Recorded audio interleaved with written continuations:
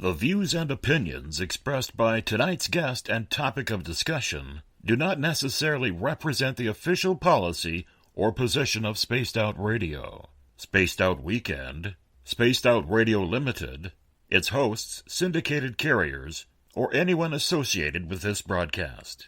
Any rebroadcast, reproduction, or other use of this broadcast or podcast without the express written consent of Spaced Out Radio, Spaced Out Weekend, or Spaced Out Radio Limited is strictly prohibited. Listener discretion is advised.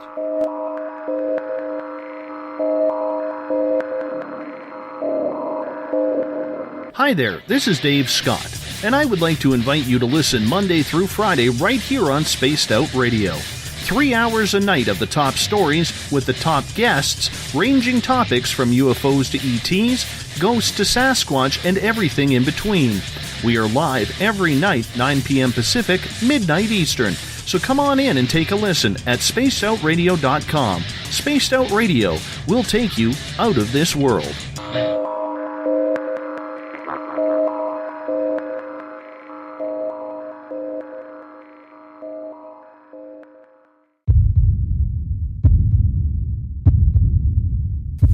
Sky 6316, 8.8 for 6,000. Got 6316, North Approach, going to maintain 3,000, number 1 for the right. 3,000, Sky 6316. Redwood 811, going to maintain 4,000. Airport's open to Fox 1. We take you higher and higher and higher. You feel it over and over again. We take you higher and higher and higher. You feel it over and over again. 6 Roman Carefly, runway heading, runway 5. Let's take off. Check!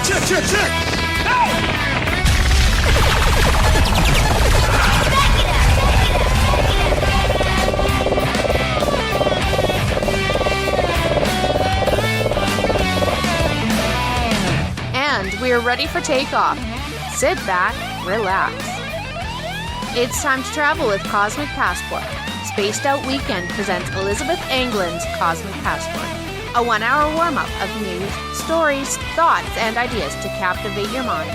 You can follow us at spacedoutradio.com.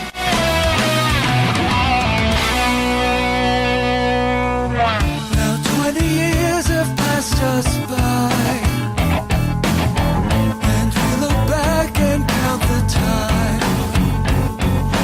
Burning like the summer sun, when the world was young. Sideways staring from the ground, and sniffing trumpets wait to sound. And now, here's Our Lady of Flight, Cosmic Passport with Elizabeth Anglin. Good evening and welcome to Spaced Out Weekend, Cosmic Passport on Spaced Out Radio. This is Elizabeth Anglin, your host tonight. Before James Tyson comes in with 2 mediums and a large, and we're coming to you from Uncle Jimbo's cabin. Tonight the cabin is floating in the relative northern heavens. Yes, heavens. I said heaven because, why? Because we're going to talk about angels. But it's in the heavens of the far left coast of North America, anchored with silvery tendrils of love in the desert southwest. So we can't wait to bring our show to you tonight, but before we go to that, we are so happy to welcome, coming soon, our newest station member of the Spaced Out Radio family, the extra special terrestrial radio WQEE FM 99, broadcasting to Greater Atlanta out of Newnan, Georgia. And now they'll be soon broadcasting Spaced Out Radio 7 nights a week. So we welcome any of those listeners who are listening in the archives to catch up. We also thank you if you're tuning in through Renegade Talk Radio in Las Vegas. We love Sin City, and some of us really like to sin, so we really love Sin City. We also love you guys down at UPRM 107.7 in New Orleans. Thank you for listening. Wolf Spirit Radio, Forest Moon Paranormal, the High Plains Radio Network. Thank you all for tuning in. And anybody from TuneIn and iTunes, hey, you're welcome too. Hey, please join us on chat if this is your first night tuning in live. You can find a chat room at spacedoutradio.com. And if you really are into the show and have been listening live for a while and haven't done this yet, for a fee of just $5 a month, less than a large latte at the coffee shop, you can join in the SOR Space Travelers chat room on Facebook, as well as receive other cool stuff like free books, swag, private interviews, a newsletter, the archives of all the spacedoutradio.com shows, and much, much more. Well, tonight we have coming to you from the West Coast a very special friend of mine and a very special guest. Her name is Jeanette Dames, and she is an angel whisperer, a river rafting guide, river runner, a wonderful source of knowledge and inspiration. And I'm just going to tell you a little bit about her before we get started. You know, some people get involved in this work and take to it immediately right away. Jeanette's been working with angels since she was a little girl. And she's been really working as an adult with them since 1990. And she learned spiritual response therapy then, and did that until 2007 when she studied with Dr. Doreen Virtue. At that time, she became an active angel therapy practitioner and spirit medium. Her work, an angel medium, her work now includes the Heal Your Money Story coaching, as well as workshops. She is also a licensed teacher for Louise Hay's Love Yourself, Heal Your Life, and she leads retreats to help others learn how to co-create the lives they dream of with the help of their angels. She's currently the host of the radio show The Soul's Edge, which has been broadcasting on several stations, both internet and terrestrial, in Seattle for 6 years. She does private readings and coachings with clients all over the world, and her first book, Dancing Around the Soul's Edge, was released in 2015. So, when you ask your angels a question, Jeanette can tune in. She can share their message and also coach you on the best way to work with your angels to resolve any situation in your life.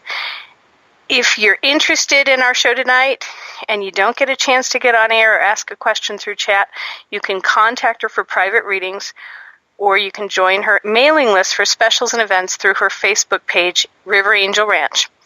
So I am so happy to be able to invite her on. James, have we got her yet?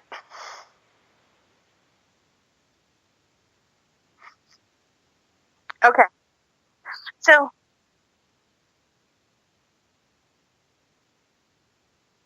phone.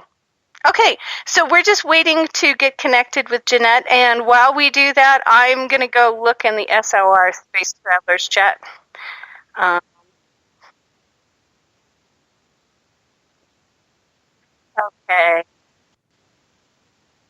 And here we go. All right, so some of the things that have been going on. Hey, did anybody go to the women's marches? We don't want to be political, but we ended up with wonderful feedback from people who did. I'm not on either side of the fence. I ride the fence, and as our things go on here in the United States, what I'm learning is I don't have a lot of differences with either side. So, but I was really happy. If you check out my Facebook page, my sister got a cool picture of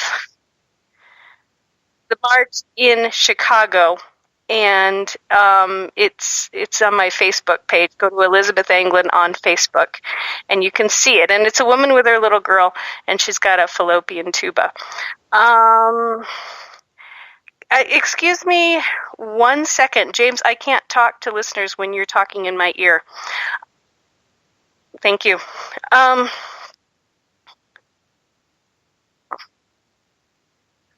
Can you just call her, because I can't.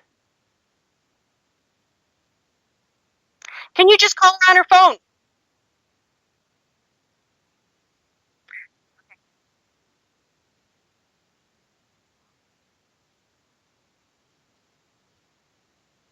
Okay. That being said,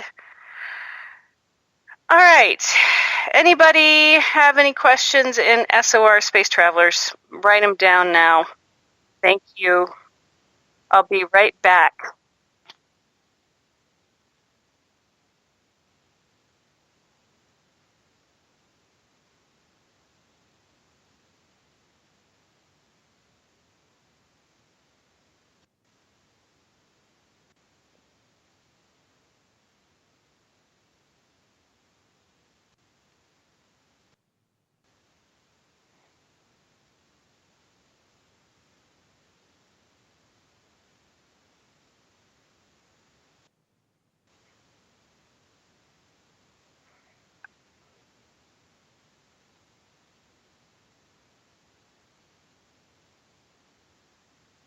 Hi, Gail. Hi, Amanda. Hey, Amanda, you asked me a question, and I'm going to look at it. Do you mind if I share it on the air?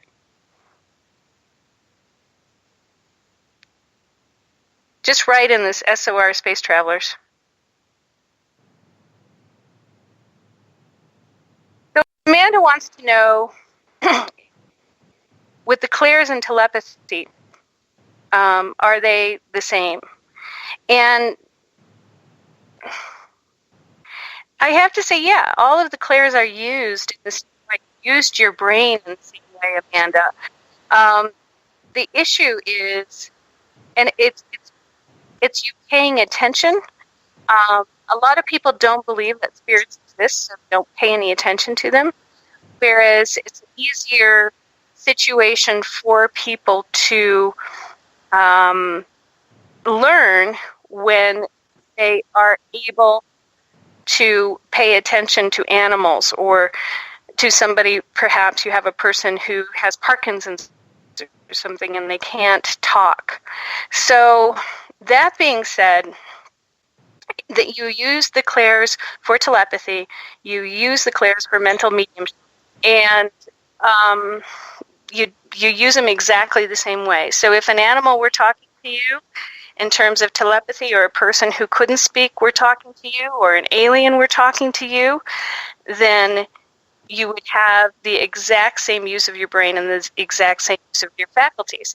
The difference is that for people who do know that spirits exist and are around, and maybe have a little bit more of a physical energy, or have some past life experience of being a medium or being a psychic, you are more likely to also pick up spirits and become aware of them. You'll become aware of them in exactly the same way as you, and process that information as you would in telepathy. So you're right. Those things are the same.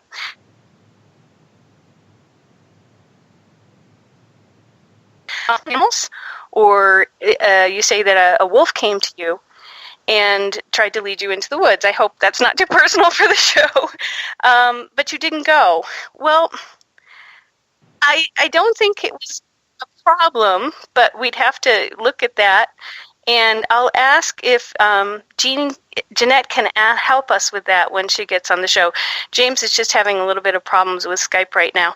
That being said, we're going to go back to James in a minute. Hey, could you guys start, who are in Spaced Out Radios, just start talking to him and tell him to put me off of mute for him so he can hear me, and put me on mute so I can talk to him. Thank you.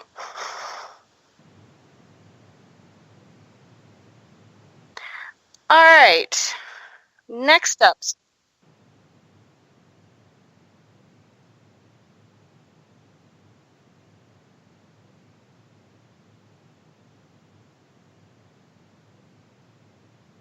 Are you okay? Okay. Does anybody else have any other questions on the Spaced Out Radio Space Travelers?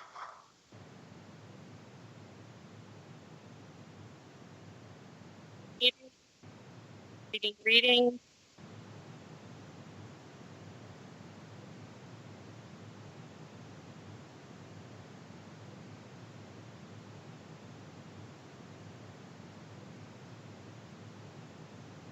You can't hear me either, James. I need you to put me on mute so I can talk to you.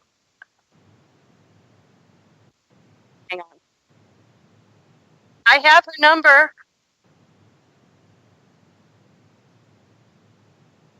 Yes, please.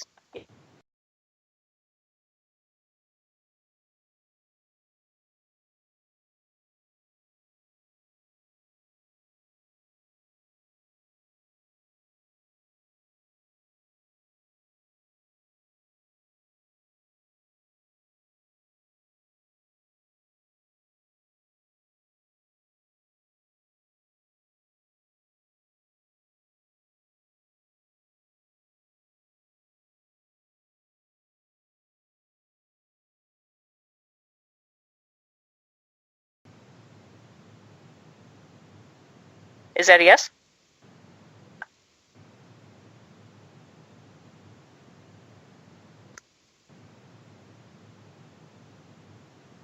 Okay, thanks.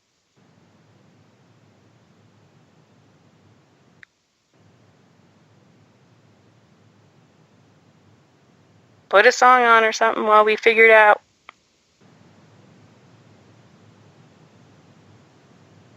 Okay, I'm going to give you some from now on.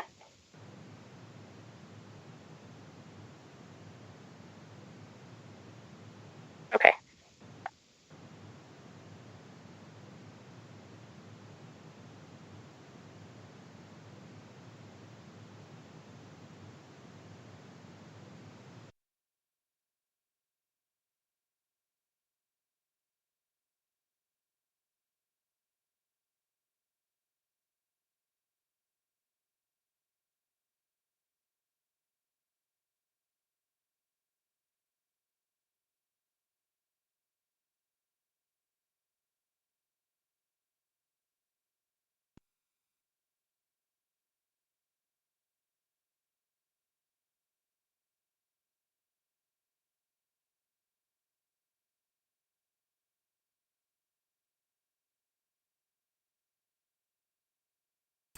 Hello, everybody. Sorry about this. We are trying to call our guest, and the more we enter the number, it comes in 2 or 3 different varieties. So Skype is frowning on us right now, and our guest is waiting patiently. I have spoken to her, and unfortunately, we are having an issue actually typing the area code into Skype and have it accept it.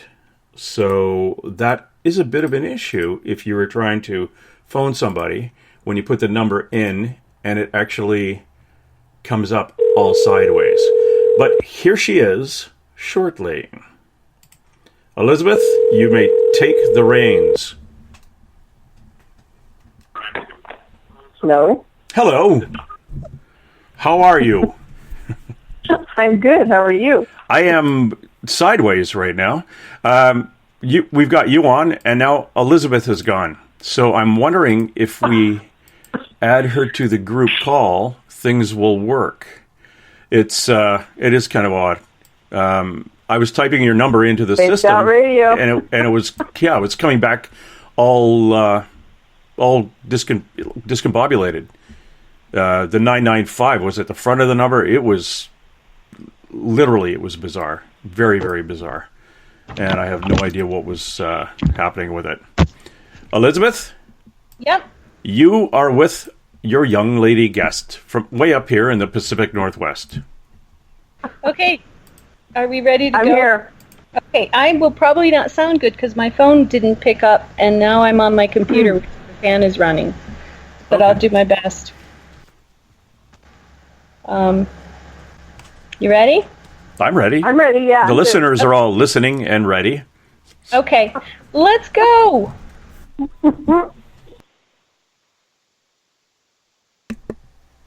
And are you going to go? Are we on? Yeah, you've been on as soon as you answered the phone. Oh, okay. Well, here we are with Jeanette Dames. I'm glad she's an old friend of mine because I don't know what would happen. She'd be like, who is this person on the radio and how did they get there? Jeanette, thank you so much for being with us. And thank you for being such a love. And really, I wanted to go back into to your childhood. You've been talking to angels since you were a kid. And in 1990, you started doing spiritual response therapy, which I've personally found to be something extremely helpful. Yeah, it's amazing. Can you tell us how that happened, how you became interested in that and what that was? SRT? Yep. That was that was one other divinely guided feature in my life. I was actually in network marketing with a product called KM, which is a I don't know how, synergistic blend of herbs that strengthen your blood. And Robert Detzler was just beginning the channeling process. Spirit was just starting to channel the SRT charts to him. And he had quit his job in order to do this. And he didn't have a whole lot of money at the time. And he wanted KM. So we traded. And so I got to learn it from him as he was learning it from Spirit in exchange for KM. That is really cool. So you learned it from the very beginning, not secondhand, and, right. And almost as soon as Robert learned it, you learned it. Wow. I learned it, yeah. That's great. And I mean, later on, it cycled back around, and I met one of his best friends / teachers, Catherine Hamilton, and started working with her several years later again. Doing advanced teaching and really beginning to work with a whole new group of people. Mm-hmm. So, cool. Yeah, those things are not accidents. You get put where you're supposed to be to learn what you need to learn for what you're going to be doing later, even though you have no clue what that's going to be. And that's good to keep in mind. And then in 2007, you learned from Doreen Virtue angel therapy. I worked with her. I went to what I lovingly call Angel Camp. And it was nice to discover that there were other people that were having the same experiences that I was, that I wasn't crazy and I wasn't alone, and I could actually learn how to use the information that I've been receiving my whole life in a positive way to actually help others to learn how to co-create a better life by learning how to work with these incredible beings of light. Excellent. So that's what you're doing now. You're helping people co-create their lives in whatever area they choose, make changes. Can you explain how that manifests or how that works? What people can do? What people can actually do. Mm-hmm. Everyone has angels. You get them when you decide to incarnate onto the planet. You bring them with you, a couple of them at least, and those angels stay with you until you go back into spirit. In the interim, as you move through challenges and things in your life, others may join you, noticing that you're trying something new.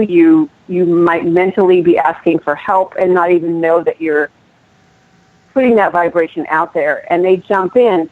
But there's a human law of free will, so all they can really do is hang around until you say, I need help, help me. And it's as simple as that. That gives them permission to go to work on your behalf. And we can see about a thimbleful of what's possible to manifest in our lives. And your angels and guides have an infinite view.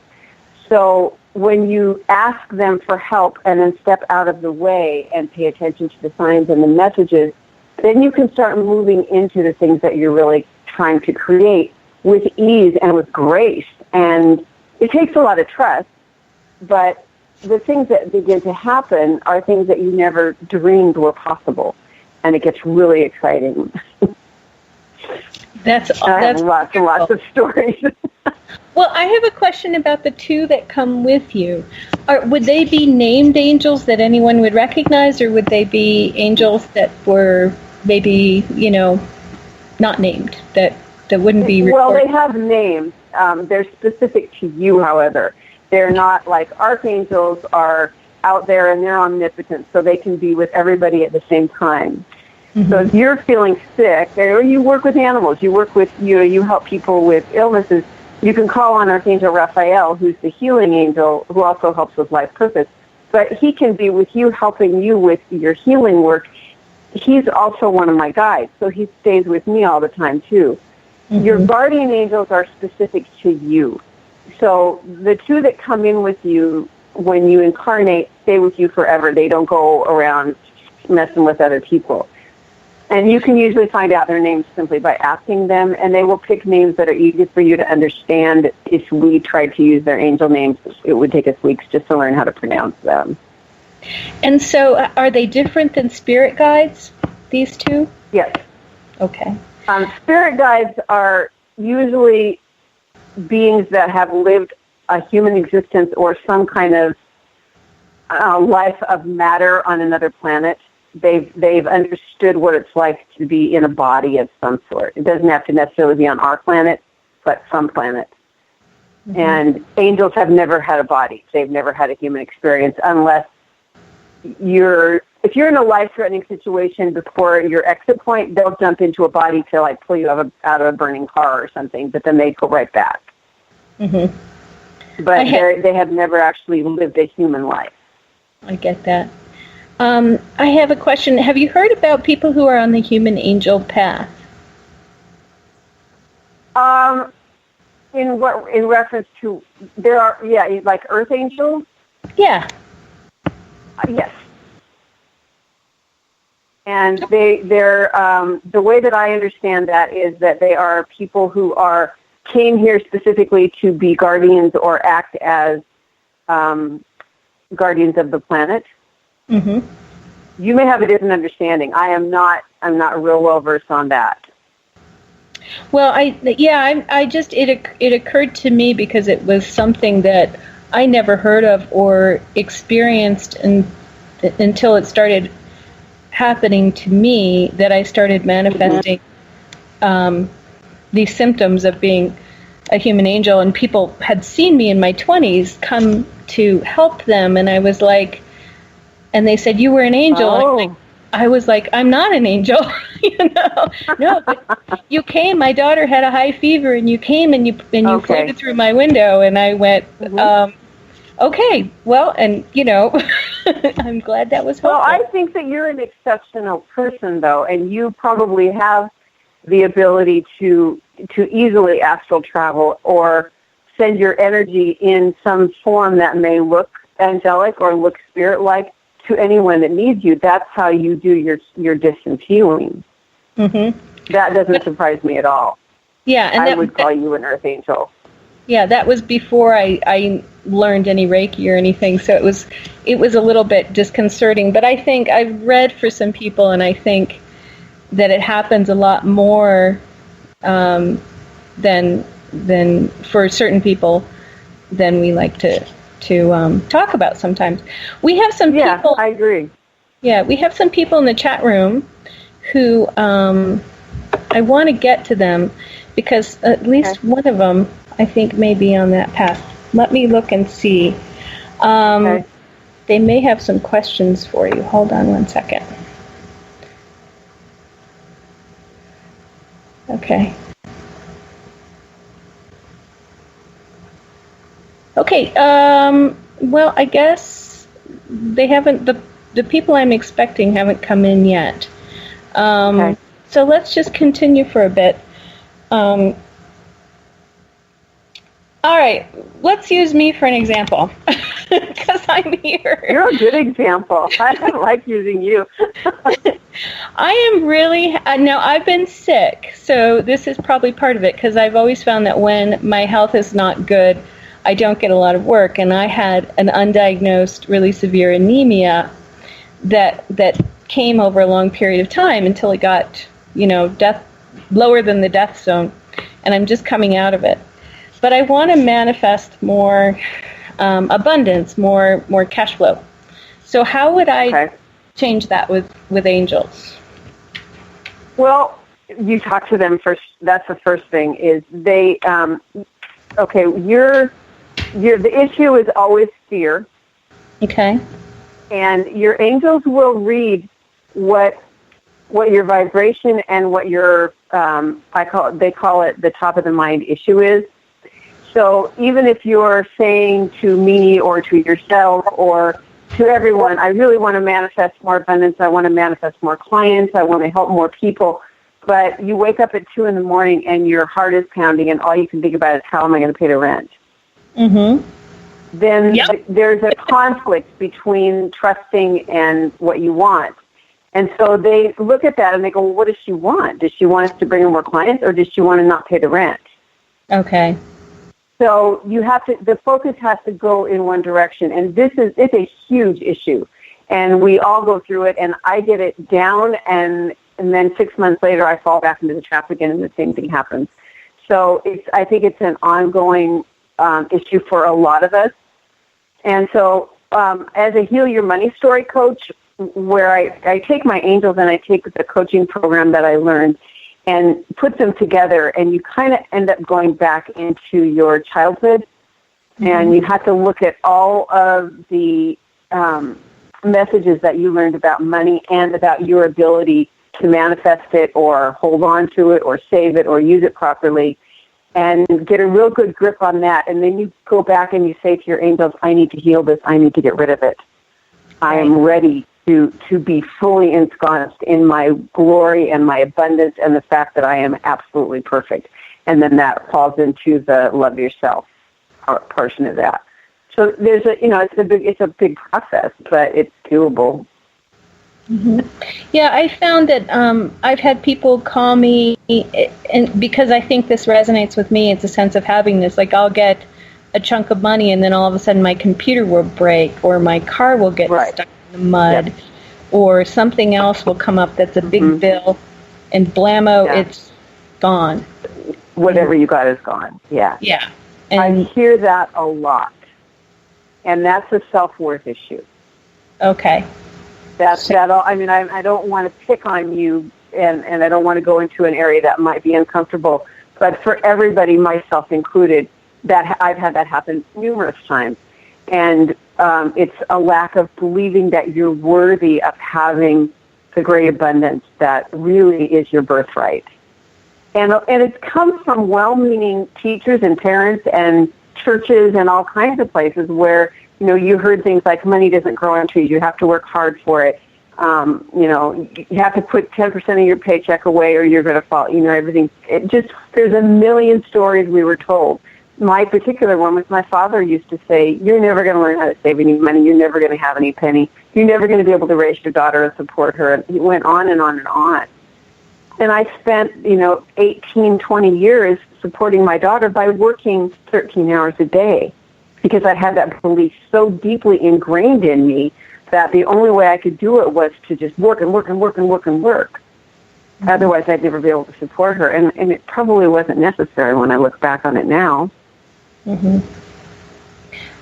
I noticed that that's kind of been my situation too, and I'm sure that it does go back to that and some training. And I had this one psychic when I first went to school in Boston. He was working at the same place I was working at, and he turned and he looked at me and he said, you're never going to be rich. And I was like, well, that's rude. Yeah, and that gets into your cellular level. Yeah. And then it continually manifests. So there are a whole group of wonderful angels called the Abundance Angels, and I teach people how to work with them on a daily basis. And a really good starting point is there's a little book by John Randolph Price called The Abundance Book, and it's like $7 on Amazon. And you read through the whole book, which takes about 2 hours, and then you go back, and in the middle of the book there's a 40-day practice, and that's where I have a lot of people start, because it although it refers to God, it also refers to God as source. You can change the words around to fit whatever you need. But that 40 days of doing that practice really seems to get people believing in their perfection. And it reminds them, because you have to do it every single day for 40 days. If you miss a day, you have to go back and start again. Oh, okay. It keeps your focus on the fact that your job is not to go out and do the manifesting. Your job is to trust Source to manifest through you, and to be the absolute best that you can be. Source is always there. The things that the way the money gets to you is through the channels. So your channel would be healing pets, healing people, working as a medium, whatever else you want it to be. Those are the channels. We can't look at those as the source And when we look at those as the source, that's when we cut it off. And that's hard to do when you go into this business because you think of your source becoming the clients, and right. it's not, the clients are not your source. No. It's beyond that. It's the universe. It's the source. Yeah. So that would be my first suggestion, would be to get that book and go through it. I'm doing it right now. I do it about every 6 months just to keep myself reminded that I am not the source, that my clients are not my source, that it's much bigger than that. And it opens up channels you would never believe. Sometimes it cracks me up, the stuff that happens. Yeah. Here's a really good example, and I think you probably know this story because we were talking around Christmas time. But for about 2 or 3 months, I've been around a lot of women that are going through this whole have to rebrand myself. I have to, change the way I look and get new pictures done and new clothes and a lot of that's true. We need to continually be updated and we need to present ourselves well. But I didn't want to do it because I like my goddess clothes and I like to still look like a hippie and, But in the back of my mind, I kept saying, I probably need to get a new wardrobe because I'm going to be doing these different speaking engagements and I don't really want to get rid of this clothes, but and I was just really confused about it. And I had everything packed up in my truck to bring to the house I was moving into, and it was in Seattle. I was overnight at my daughter's. I didn't want to bring it all in the house, take it back out. Somebody broke into my truck and stole all of it. Oh, my goodness. And so it was covered by my renter's insurance, but after the devastation was over, because there were some other personal items in there, like pictures that couldn't be replaced. But after I got over the devastation, I had to laugh and say, well, the universe gave me exactly what I wanted because I wasn't making the decision. So I said, okay, you said you needed a new wardrobe, but you didn't want to get rid of everything. We'll do it for you. So, boom, it's gone. I get a check from the insurance company, and they will replace it at present market value if I go out and replace each piece and send them the receipt. Amazing. So it's like getting a whole new wardrobe for free. So I could never have manifested that. Yeah. I never would have figured out a way to get a whole new wardrobe for free. Right. Yeah. It looked like a bad thing, but it was divinely provided. Yeah, it was divinely guided because they're like, oh my God, she's never going to do this. I'm tired of waiting. We're going to take care of it. Yeah. So there's always a gift, and it's not always fun, but we also don't want to wait. When you see the signs coming, you don't want to wait for them to make a decision for you because they'll see how badly you want something, but you're not doing what they're showing you to do, which is always something that requires trust. The other example is how I couldn't give up driving a bus. I'd done it my whole life. I loved it, and I felt like I had to have that backup paycheck in case I didn't have enough clients. So, where's the trust there? So I'm adjusting the mirror on my bus one day. I fall out on the sidewalk and crack my kneecap. I cannot drive a bus anymore. Wow. So what do I do? I'm on L&I for 4 months so I can finish my second book, and then I get offered an incredible office job, about 3 or 4 new speaking engagements, and get a whole bunch of new clients just show up out of nowhere. That's amazing. So, we have a question from the chat from Jim. Can I ask you? He wants to know if you do numbers, angel numbers, and if you've ever used them for communication, or if you use them for communication. I don't use them for communication. I pay attention to them when they become repetitious in my life, and I definitely look them up. Most recently, I have been seeing the 444 and 555 everywhere. And the 444 is, angels are with you, and 555 is positive changes are coming. So I use them as signs, but I don't use them in any I don't get into it too deeply. We have a person who's been posting when they've been coming up for him, and he's had 444, 555, and 333. So I'm curious, what's 333? 333 is Jesus or other ascended masters are with you. Okay. And that's interesting because I was really guided to go and get my ascended masters card deck oracle deck right before the show started, and I wasn't going to bring any card decks out. Oh. So if you don't mind, I would like to just see what the cards bring up for this person. Sure. Because there's clearly, if 333 is coming up along with 444, which is the angels are with you, and 555, which is positive changes are coming, there's probably a specific ascended master that's trying to work with this person to make those other things happen. Sure. Do you need his name, or do you just want to go ahead and do it? No, I don't need his name. I'm already focused on his energy. Once the question is asked, he's in my field. So just a second. Okay. It's Merlin. Wow. The magician. So I don't know, you could ask him in the chat room if he has any connection to magic or Merlin, or but that's who's trying to get his attention, and it has to do specifically with energy healing. That makes a lot of sense. I don't think in the past that he's had a conscious connection, but he's doing work now, and that makes a lot of sense. He started to do it. So that's excellent. He specifically wants to point him toward healing touch and like pranic healing. Okay. I will let him know that. Whatever he feels guided to do, and tell him to really pay attention to the signs. It looks like there's some people that are like in his social group, or it might be his, not necessarily a social group, but the people that his spiritual group that have connections to this stuff that may be trying to sway him that way, and he's been a little bit resistant. Okay. Good. Well, I will point him to the show. He didn't show up. He wanted to come and ask you the question, so I asked it for him. Oh, okay. That's why you probably pulled your cards out. I can't see the Spaced Out Radio chat room on Spreaker. If you see anybody on there who's asking a question, let us know. Do you want to read for me? Sure. Yeah. Do you have a specific question? I met someone. And okay. I need more money. But I need more money. Yeah.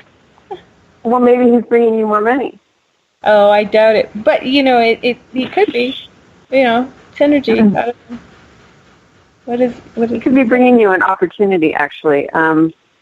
When you said I met someone, it just reminded me of that silly commercial on TV for Match.com where the girl leans over to her grandma and says, "I met somebody." The grandma gets all excited. Well, there's a lot of chemistry between you guys.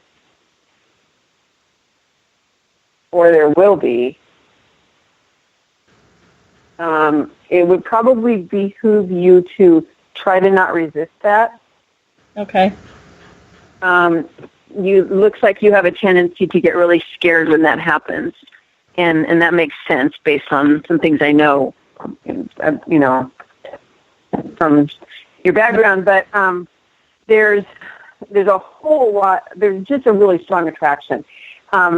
The only issue that is going to arise is that you're going to be really afraid that you don't deserve something good. You don't deserve a quality relationship with someone that has substance. Okay. And so your challenge is going to be to trust. He has come in directly as wow. It is a he, right? Yes, it's a he. Yeah. He looks like he's been hovering for about 2 years out in what we call out in the meantime. So been waiting, kind of in a holding pattern, waiting for you to show up.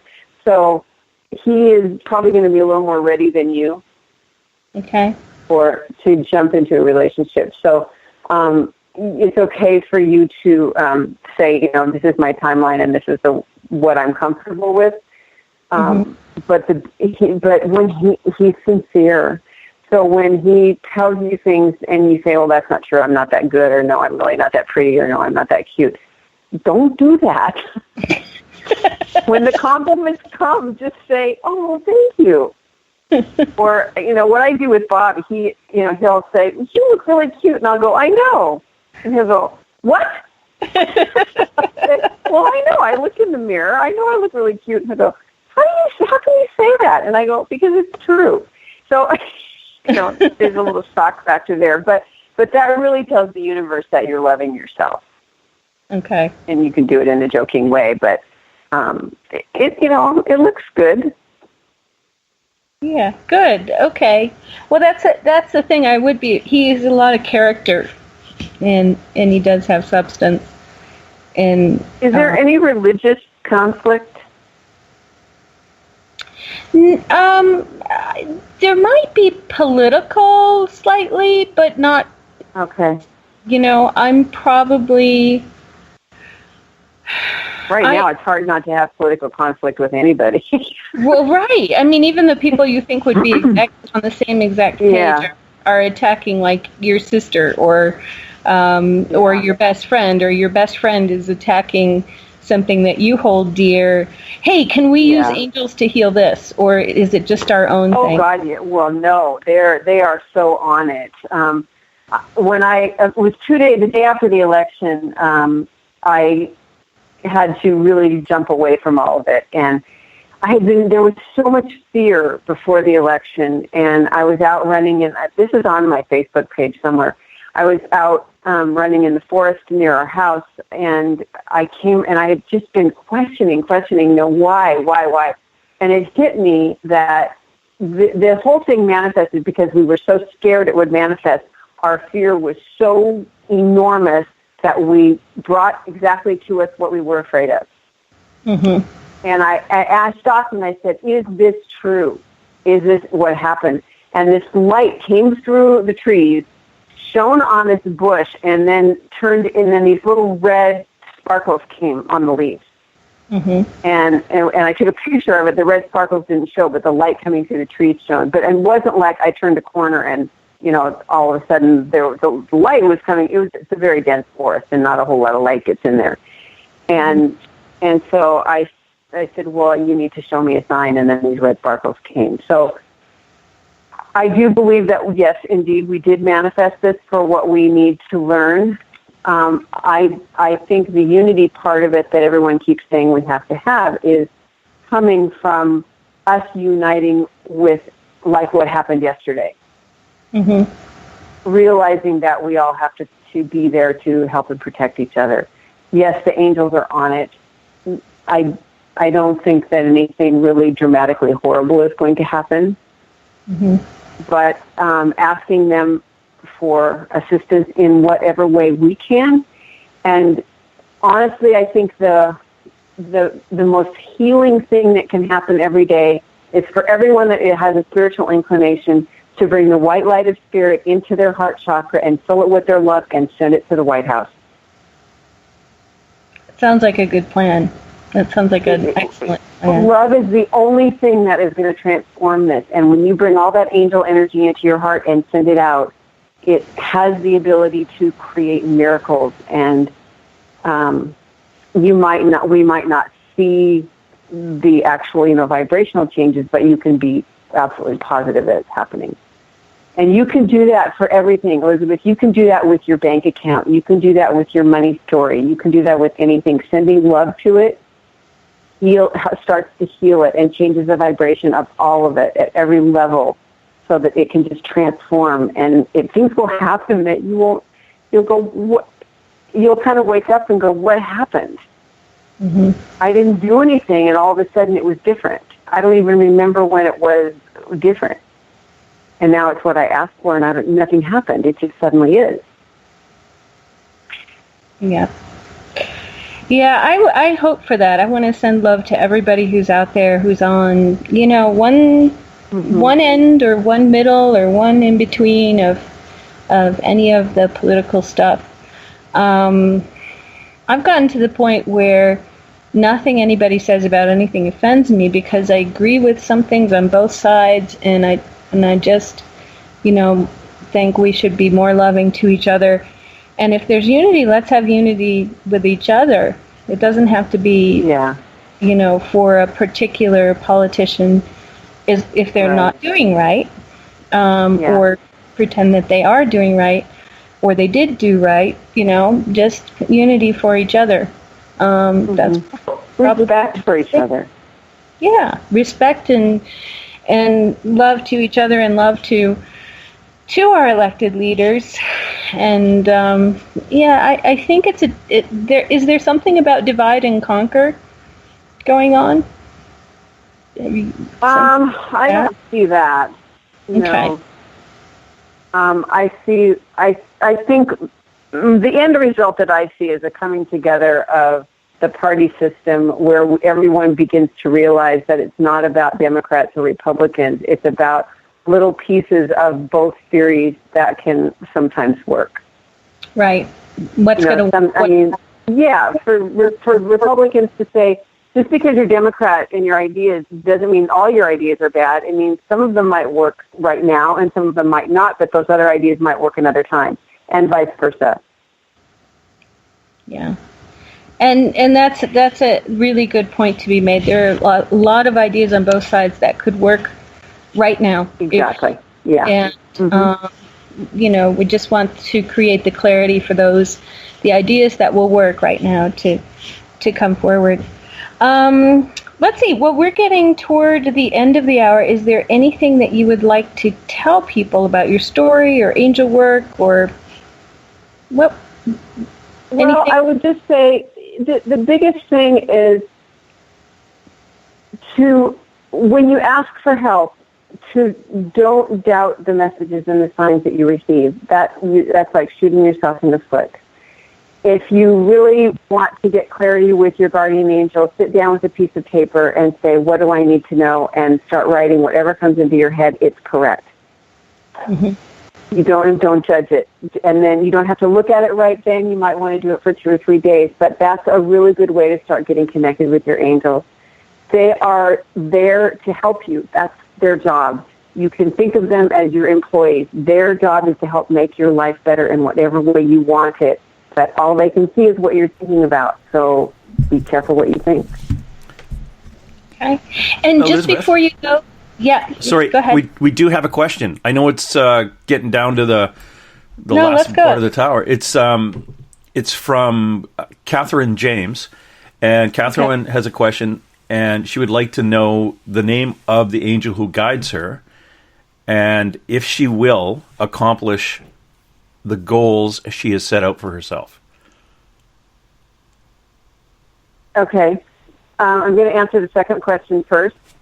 It's your choice to accomplish the goals, and your angels will tell you the exact same thing. If you set out to do something and you don't do it, it's because you didn't trust yourself or you made a different choice. So you are always in charge of that. You can ask them for help. If this is a life purpose,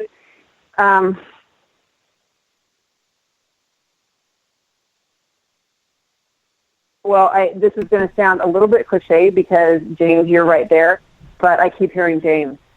And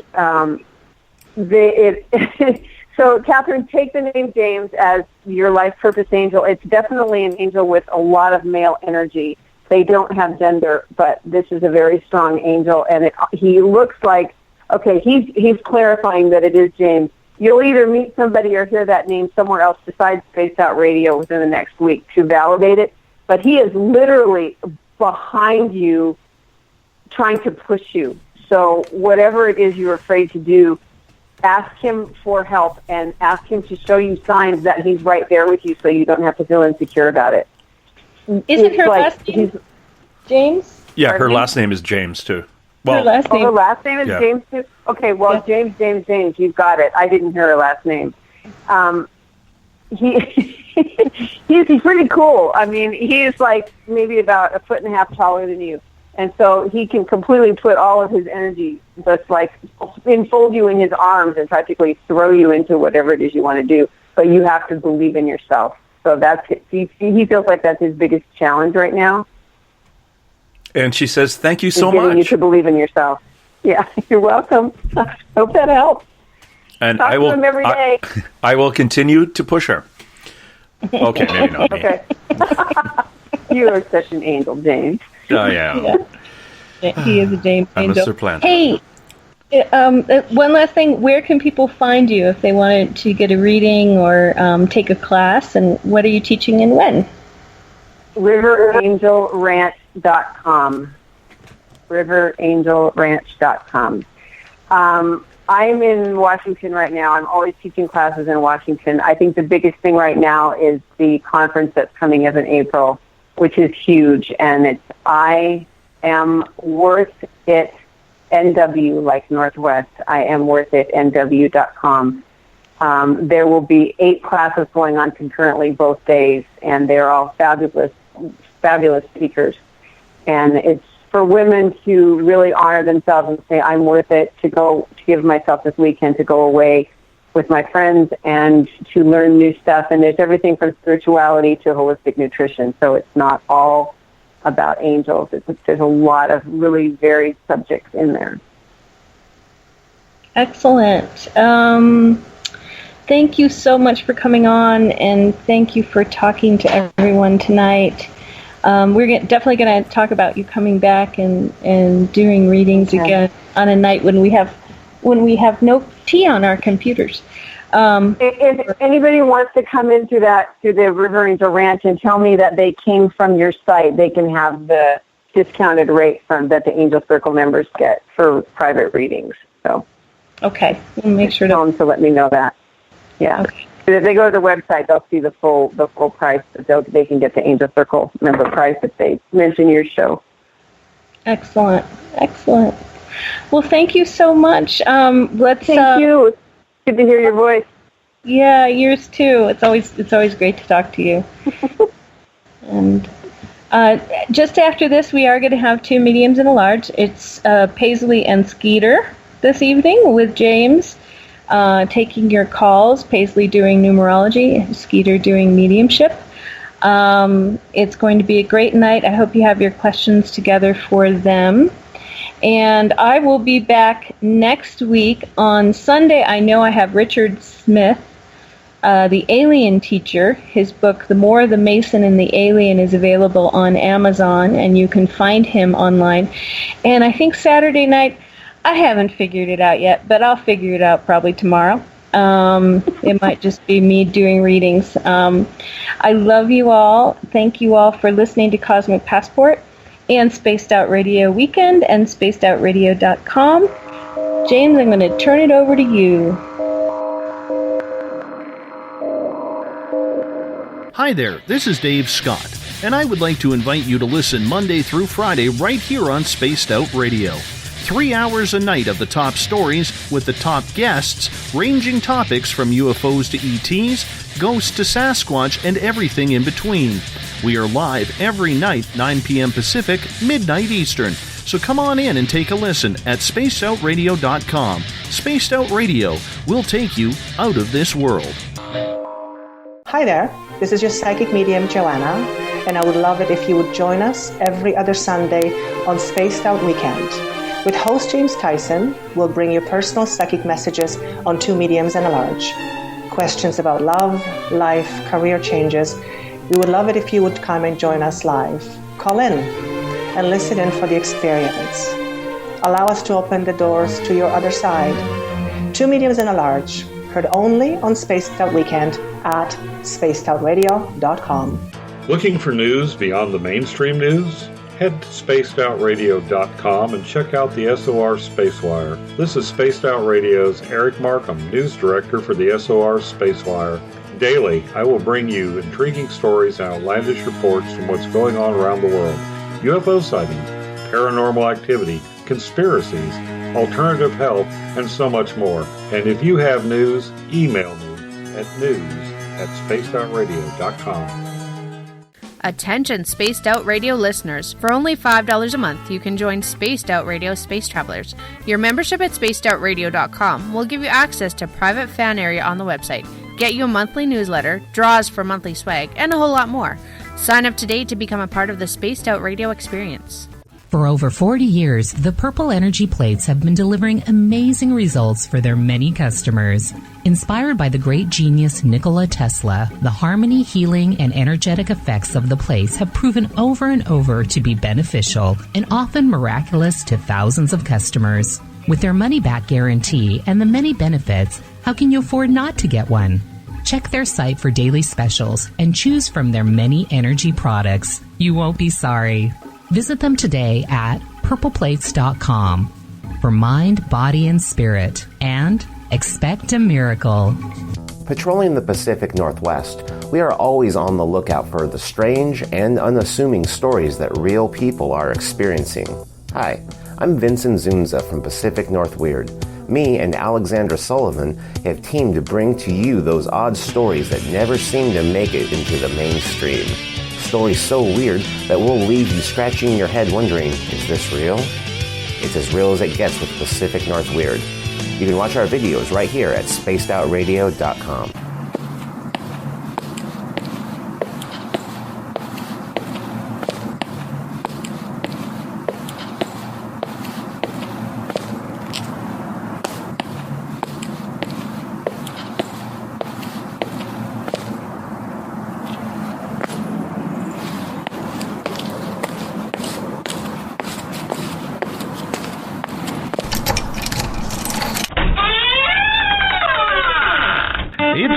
To go live on Spaced Out Weekend.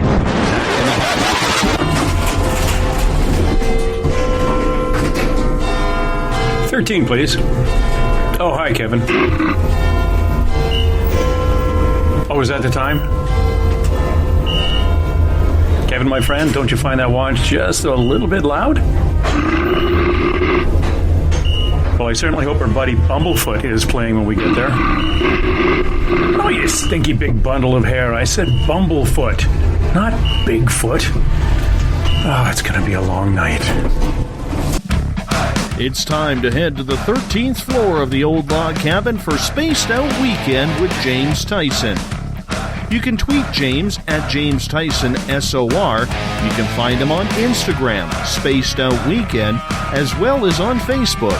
On YouTube, our channel is Spaced Out Radio Show, and you can check out our website, spacedoutradio.com.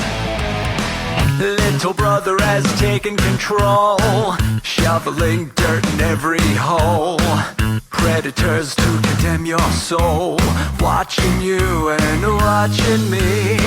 We're all connected but separated, misunderstood and so frustrated. A million armies of one have invaded, watching you and watching me.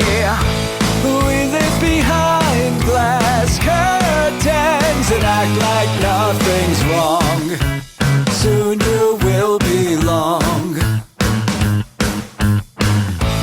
I know you're out there somewhere. We've watched you for so long. Wait for you to fall. We'll expose you all. I know you're out there somewhere. Watch it.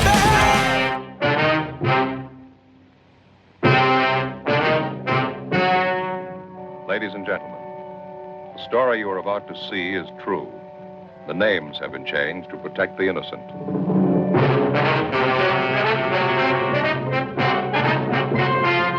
And now, perched high in his captain's chair, way above the clouds, here's James Tyson.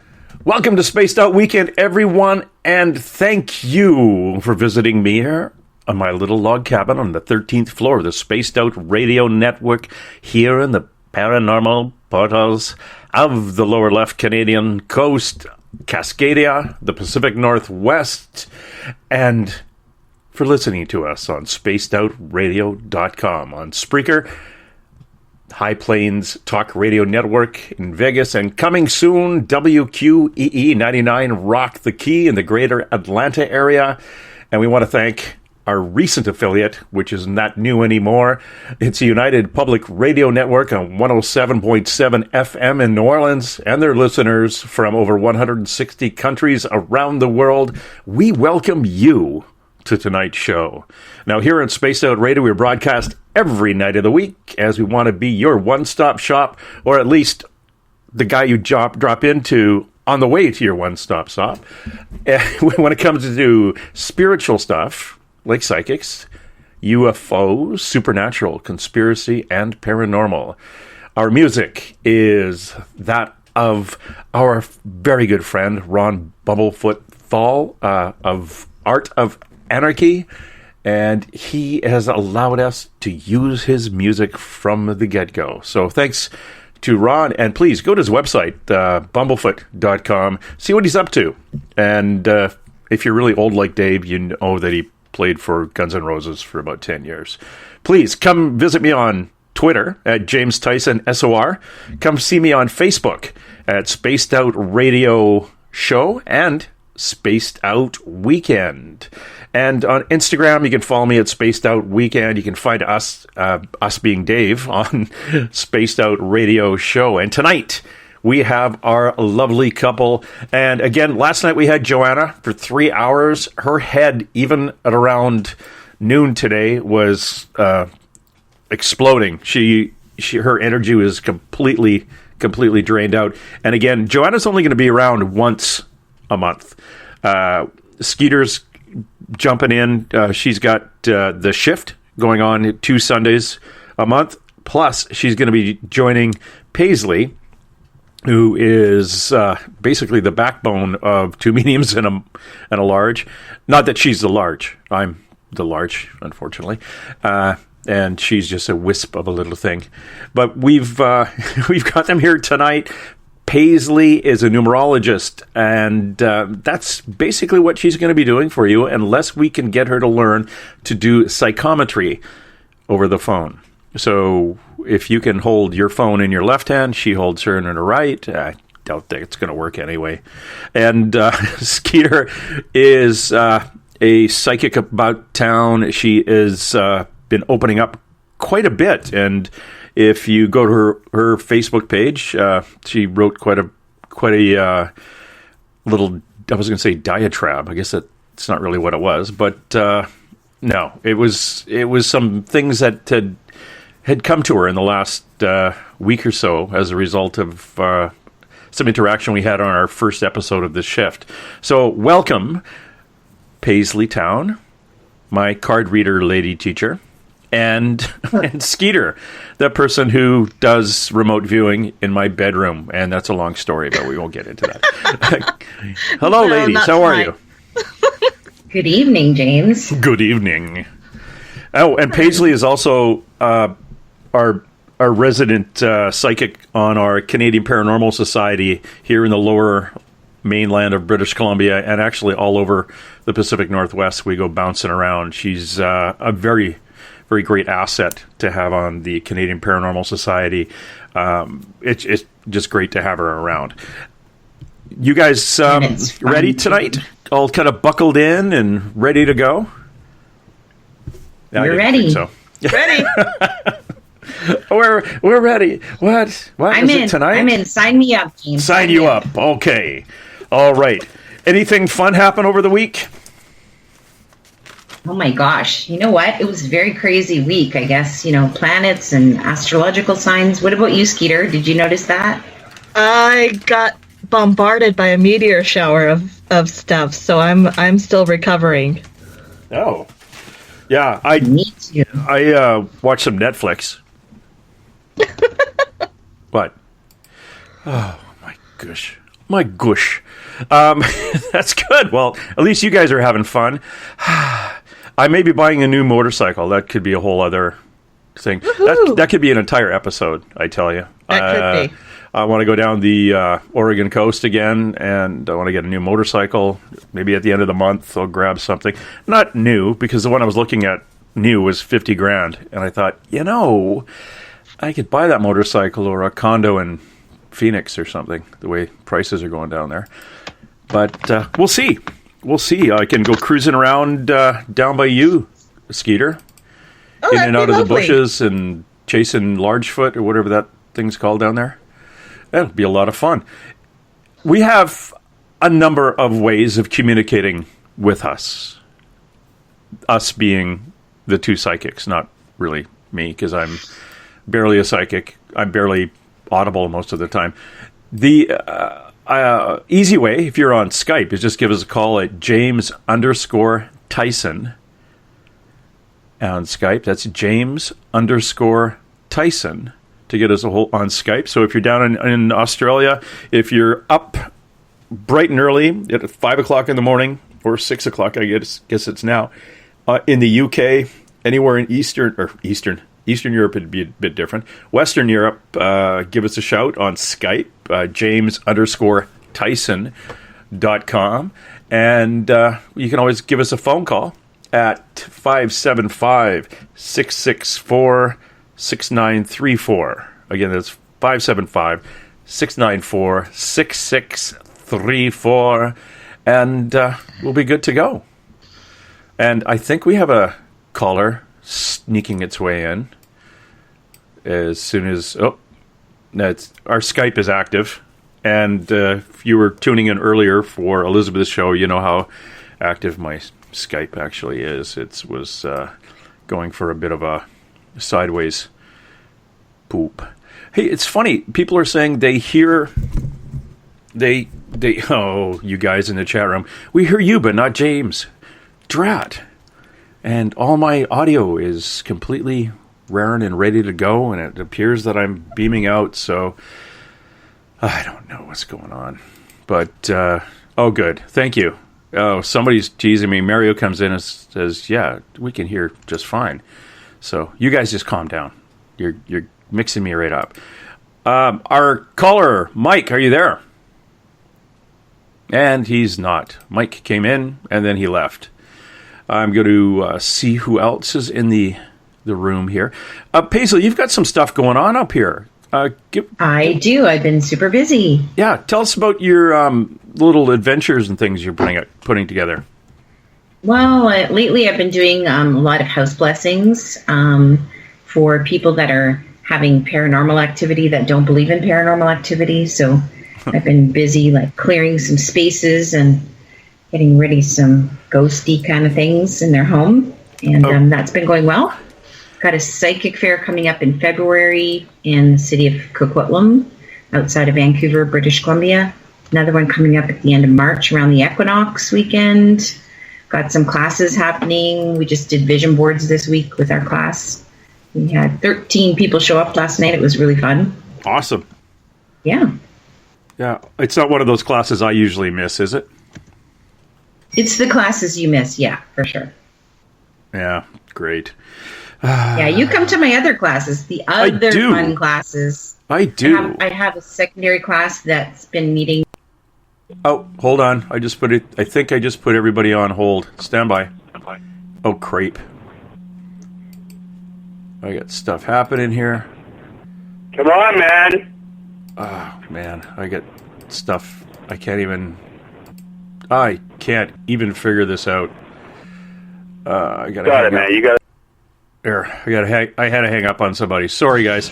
Yeah. Mike, are you there? Mike. You there, James?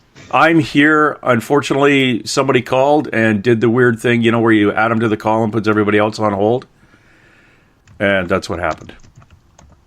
Can you hear me? I can hear you. Oh, good. Paisley said, "Are you here, James?" And then she didn't say anything when I said, "Can you hear me?" That threw me off. Yeah, it's interesting. Is Paisley still here? Paisley. Yes, Paisley's still here. Paisley, okay. Quit that. I'm here like a ninja, James. No, but you say, "Are you here?" And I say, "Yeah." Can you hear me? And then you're dead quiet. It's like. No, I didn't hear you. Okay, fine. Okay. Answering this call will put the other calls on hold. Oh, this is just lovely. Let me... That's okay. We can answer the call, put the caller on hold. No. Answer the call, find out the question. Listen. It puts you guys on hold. Just like that. And just like this. So I got Joey, which isn't going to work because Joey can't give himself a reading, so I'm shredding Joey. I'm resuming the call with Mike Morin. And he's gone now. So I'm resuming the call with Paisley and Amy. Oh, so you've got a lot coming up. Yeah, there's a... Oh, hi, James. Oh, hi. Who's got a lot coming up? Oh, Paisley. Paisley. Sorry, you guys got bumped off because the callers bumped you.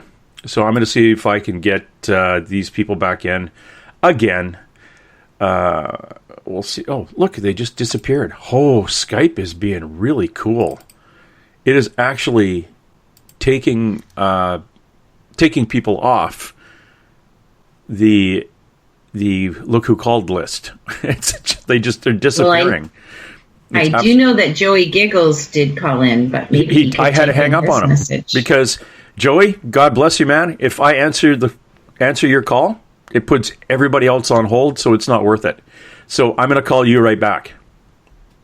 And this call into Mr. Mike Moran, I have no idea what's going on with that. Who else did I am I adding? Good Lord. Joey, I hope I got the right number. Mike, it says that you're here, but then again, you're not. I'm going to give Mike a call. And Joey's we should be getting a ringtone here shortly. And I'm going to give this Mike fellow, I think I got his number here. I will give him a call. Hey, I think maybe Paisley, Skeeter, you should give Paisley a reading. Skeeter, you should give Paisley a reading. No. Totally. Yes. Look, now Joey's calls failed too, and I actually phoned him right back on his number. Okay, you go ahead and mute your mic, James. Why? Because I'll talk to Skeeter live on the air. Joey says it hung up on Joey. him. I hear. Hello? Joey's here. Hello? Holy cow. Hello? I'm here. Yeah. Hello, Joey. Yeah. Hello. All right. That's it. Joey, you're going to be the show tonight. I'm going to have a beer. All right. This is insane, I've done brother. shows before. I could take over if you want me to take over, James. It's all good. It's all good. Every call that comes in now is, hey, if you answer this call, you're going to put everybody else on hold. It's like, yeah, really? I get that too sometimes. Skype is doing wonders to you tonight, James. Oh, it's kicked me right in the left one, and it is not pretty. It's it is really weird. I'm almost having to I've had that happen to me. I think it's some hello, we've got another caller. Look at them. They're flying in now. Hi, James. Hi, who's this? This is Sharon. Sharon. Sharon and Joey. I'm going to let you guys hang out for a second. Are we both on there? Yeah, you're both here. I'm trying to get somebody who... I've got a number of people who are trying to call in because they've never had a reading before. So I'm trying to get their stuff here hooked up. So feel free to talk to Skeeter and Paisley while Jim runs the board. Oh, that sounds good. Okay. So how are you two tonight? I'm doing well. I'm doing well. Thank you. Good. How are you two doing tonight? Skeeter? I'm good. Easily distracted. Okay. Joey, we miss you. Are you feeling well lately? Yeah, my pain levels are leveled off. Thank God. Yes, I'm happy to be back. I'm glad to hear that. Good for you. Did you have a question for myself or Skeeter? Do I have a question? Can I just get a general? General anesthetic for Joey. General anesthetic for Joey, yes. General reading, please. Do you want to take it, Paisley, or shall I? I'll let you take it, Skeeter, because for me, it's more numerology-based, I would think, so... Okay. Yeah. Well, just so you know, the spirit guide behind me just said that nothing about you is average, or normal, or simple. Well, that's true. That's true. He's the gentleman who's just stepped in. He's an older gentleman, one of the things I can see reflecting on him right now is a pair of thin wire rim glasses. And he's really neat older gentleman. And yeah. Mm-hmm. He says for you, you're a very meticulous. Reached Mike. I've missed your call. Please leave a message, and I'll call you back when I. He says, not only are you meticulous, but you're meticulous about your meticulousness. That's right. You. Yeah, that's right. Absolutely. One of the things that you need to let go of is trying to control the things outside of your circle. He says, you keep asking for things to come in. You've been asking for new energy, new healing, a lot of new you've been asking for. You've even been asking for, is this my path? Is this my direction? It's almost like you feel stagnant and you're asking for new energy. Mm-hmm. He says we can't give you new energy if you've got everything under such tight control that no new can come in. Right.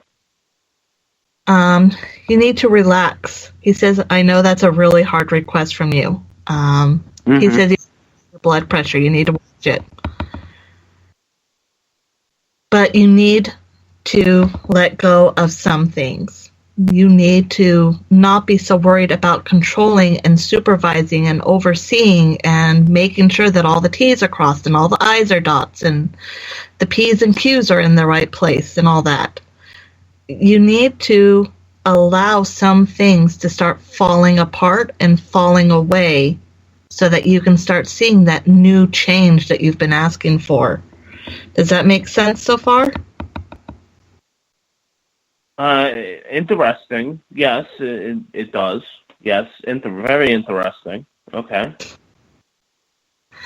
As far as the new energy and new direction, if you kind of let a little chaos in, you've been trying to start a project. It's been going, he says, but you've been trying to make it a little bit bigger, a little bit more, I'd say, profitable. I apologize if that's not the word, but more, not just more profitable, but more expansive. You want it to grow. You see a lot of potential in it, and you know that others would be interested in it if you could just allow it. Right. By not being over possessive of it, because it is your baby. This is your pride and joy. By not being so possessive, by allowing a little chaos to come into it, you're going to allow some of that new growth. Get away from the books. Stop following the book. Stop following the line. He actually says you should have been a rabbi. You're so strict about things. Great.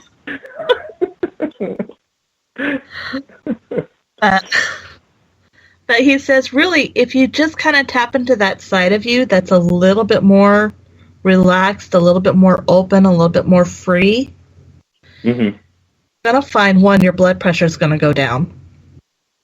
Two, yes, it's going to be a little chaotic, but you're actually going to find a little fun in that chaos. It's going to be a little scary, but it is going to be a little fun, and you're actually going to enjoy it. And it's going to expose you to the people that you need to help you grow this. And no, you don't have to relinquish control to them. He says that's a fear of yours. But you can get their information. You can trade ideas. They can be a bouncy ball, a place for you to bounce the ball off the wall. Sorry. So for you, it's not just growing, but it's getting new ideas, fresh concepts in. Right. So relax. Allow things to change. He says put away the schedule, erase the calendars. he's telling me you've got your life pretty much so planned out almost to the day. He says if you could figure out when you die, you'd even schedule that. Wonderful. Yeah. He says you need to throw all that away. You need to let things be more organic. He says, I know it goes against your nature, but wildly pick a couple days to just not plan anything. Let it flow organically. Okay. And learn to be that, because he says what the project that you're doing as a startup, your mentality is really great for it. In fact, he says James could probably use a little bit of this. Thanks. But but for you kind of need to realize that at this point, allowing some of that chaos in, and it's good chaos. Don't think of chaos as bad. Think of it as that creative force that moves the universe forward. And utilize that. Well, if I could say something, it's really interesting that you say that, because there is chaos right now. Actually, we let chaos in, and we just basically cleaned the whole organization out except for 2 people, and we cleaned the chaos out. Basically, the chaos was already there, and we already cleaned the chaos out. And it was interesting, and I learned from that. I learned from that. I can't say that I didn't learn from that. I know who to let into my organization now and who not to. I know who to bring in and who not to bring in. I know what talents I need and what talents I don't need. So, I did learn from that. So, this is like all stuff that's been happening that you're basically talking about, right now, which is interesting that you're bringing it up, so. Oh, wow. Yeah. Yep. Well, I let you know that was just the storm before the chaos. Well, right. We basically just removed basically all the chaos, all the, No, he says that's the storm before it comes. Oh, that's so there's the warning. Gonna be more chaos. There's going to be more chaos. Oh, wonderful.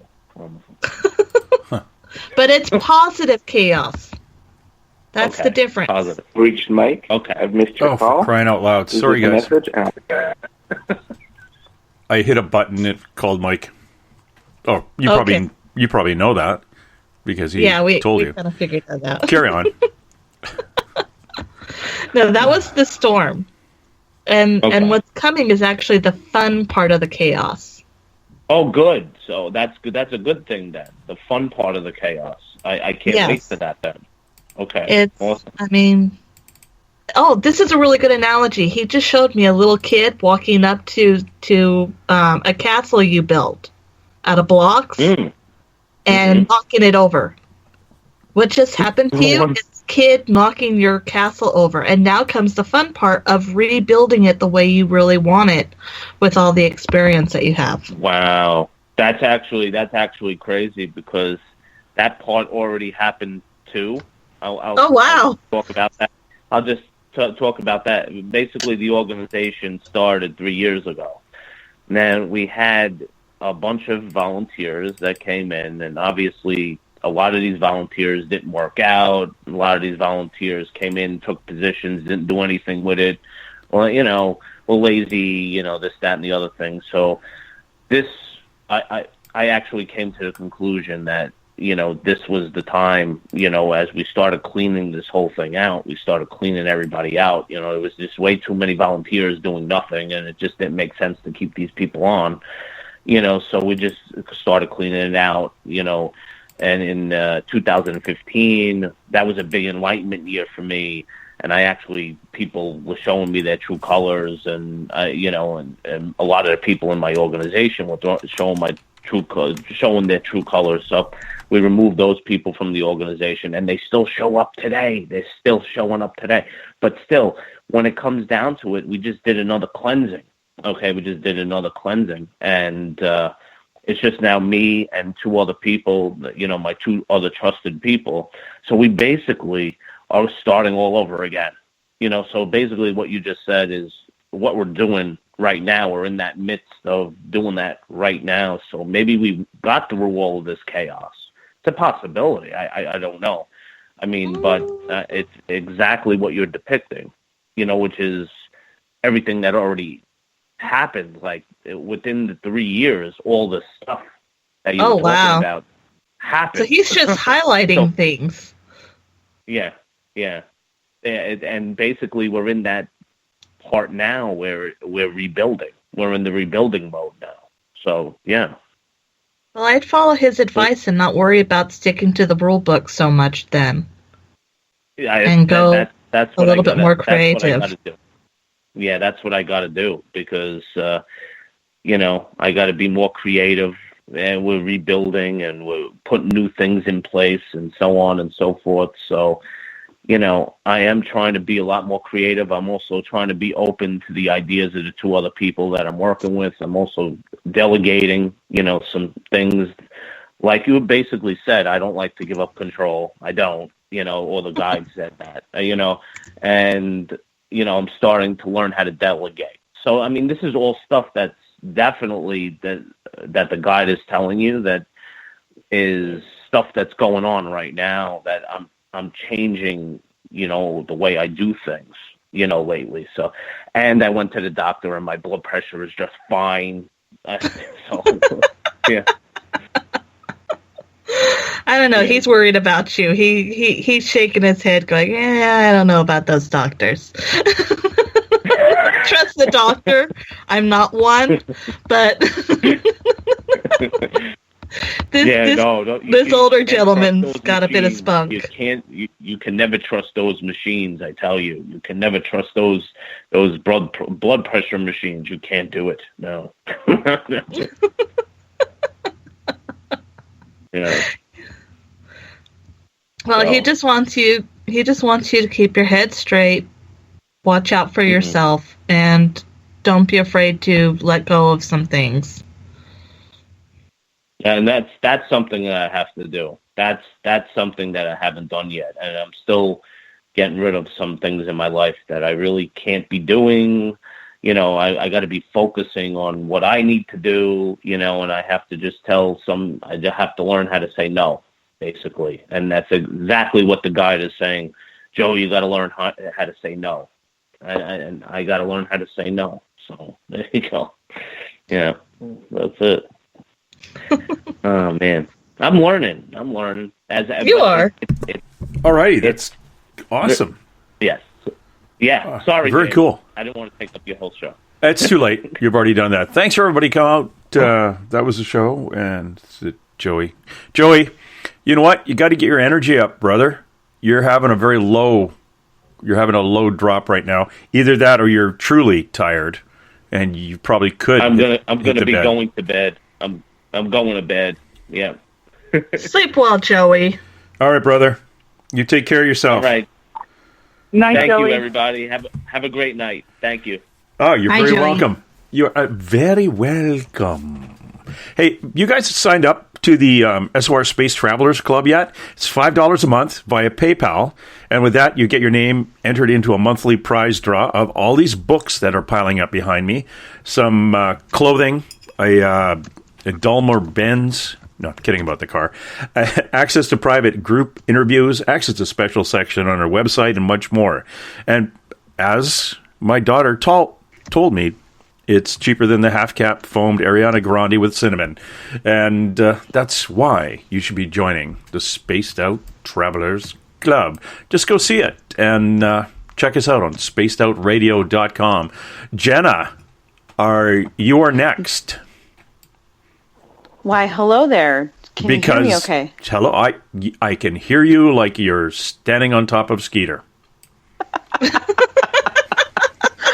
Wow. I have always been told I have a voice that projects, so apparently that's a problem. No, it's not a problem at all. Thanks for calling tonight. Yeah, have you had a numberology or numerology? Okay.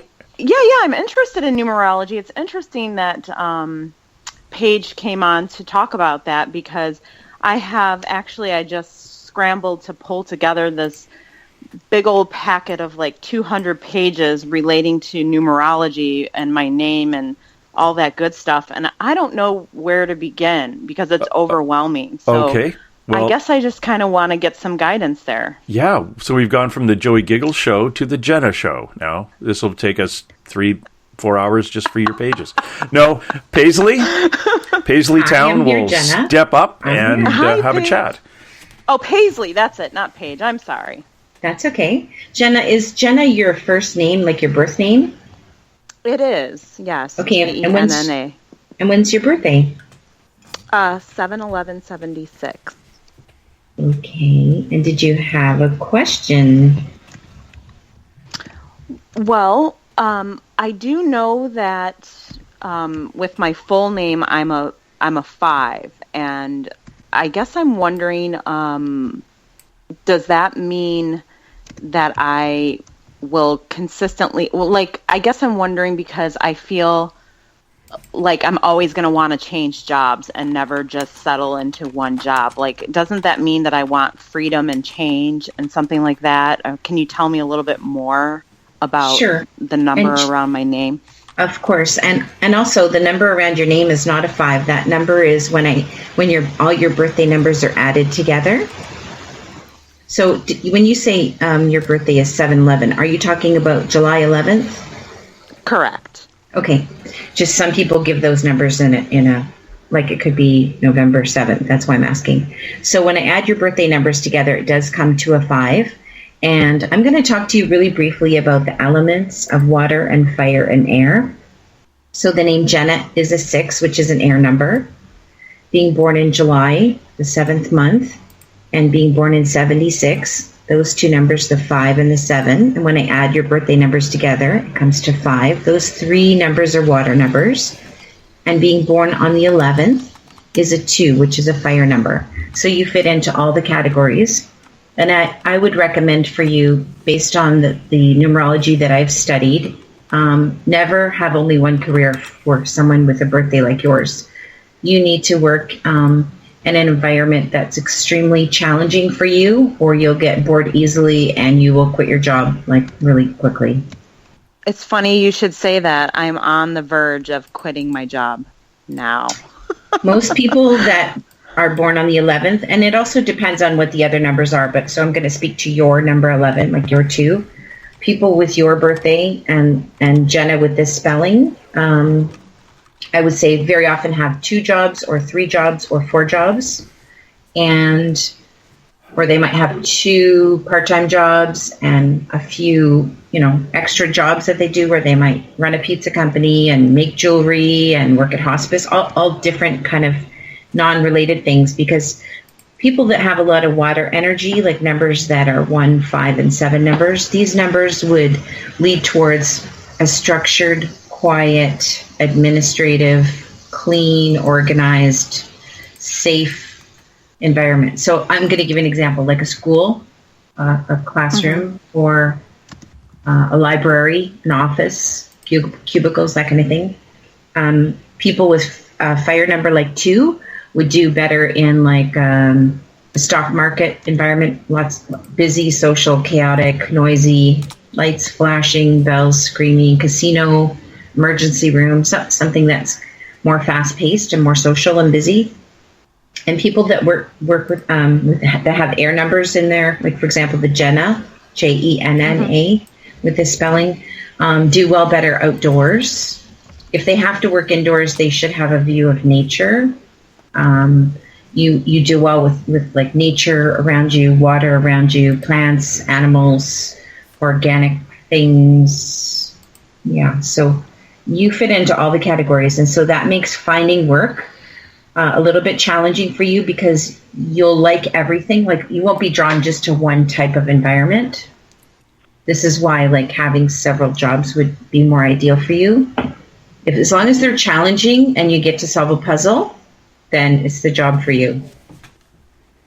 But also, you're really responsible and you take responsibility very seriously. So For example, if someone gave you your work and then gave you your paycheck and they left you alone, that's an ideal situation for you because you can work on your own and you can also work as a team player, but not if people micromanage you.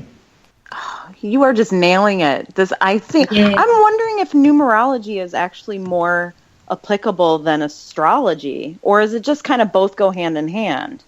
I think all different modalities of knowledge and information are excellent. Just like, I don't lean towards one specific religion. Like all religions are helpful and healing, and you could take a little bit out of this religion, a little bit out of that religion, and make your own pretty much. Do you know what I'm saying? So I don't study astrology, but I'm really interested in it, and I find it very informative to myself. Even being a numerologist, I go for astrology readings. I have an astrologer that I go to for readings. I also have someone I go to, like, if I wanted mediumship, I might go to Skeeter or Elizabeth or Joanna. If I want a card reading, I might, I have people I go to. So it just depends what you're looking for at what time. Yeah, each time in your life, right? I think if they're all good, there's not one that's better than another. They're all really helpful, in my opinion. Okay. Is there a question that, like I said, I'm kind of overwhelmed with all the stuff to learn.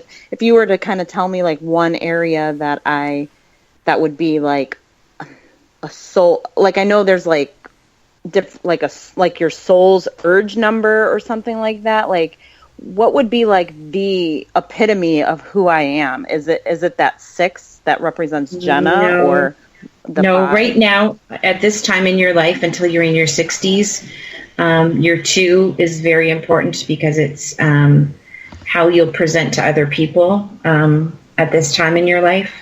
The 6 has a lot of power because it's your name. So people don't walk up to you and go, "Hey, you're July 11th, aren't you?"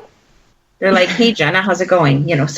So your name carries weight, but also when I add your birthday numbers together, the 5, like there's not just one number that is more important than the other numbers. They all play a role. And this is why it's difficult for you to make choices and make decisions about things. Even easy things, like if you're in a restaurant, you will be wondering like chicken or fish. I don't know what to order. Hey, what are you having? What are you ordering? Like it's like just pick something and go with it and don't doubt yourself. So true. I had another question and now I lost it, but I won't keep it going for 3 hours, I swear. That's okay. Skeeter, did you have something you wanted to add for Jenna? No, you hit it all. Yay. You did, so.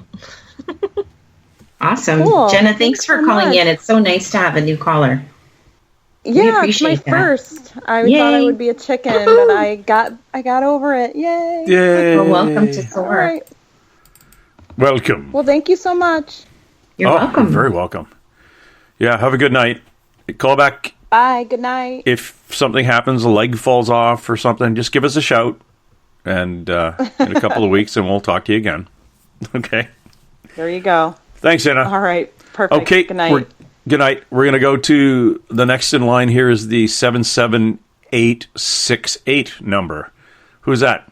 Hi, guys. It's the regular caller, Amanda, phoning. Oh. Hey, how is everybody? Oh, Amanda. Good. Lovely. Yeah. Good, Amanda. How are you? Happy New Year. Good. Merry Christmas. Sleepy, but good. Oh, yes. Happy New Year. Happy Hanukkah. Happy Chinese New Year. I don't know. All right, There's too many down. at this time of year, so I'm just going to cover them all. So, who would you like to speak to? And Skeeter. why? Okay. Something says Skeeter. So I have 2 questions, and maybe just if you get a name, maybe just private message it to me. The first question is, who or what is trying to lead me into the woods? That's been coming up a lot lately. Like a lot. Someone just showed me a flash of an older man. An older flasher? Yes, much older flasher, except for he's dressed. Oh. Oh my God. I'd actually say he's Don't pick on me about my snort. I love the snort. It's adorable. So embarrassing. I do it too if you get me going, so don't worry about it. He's definitely, I'd say probably early 1900s.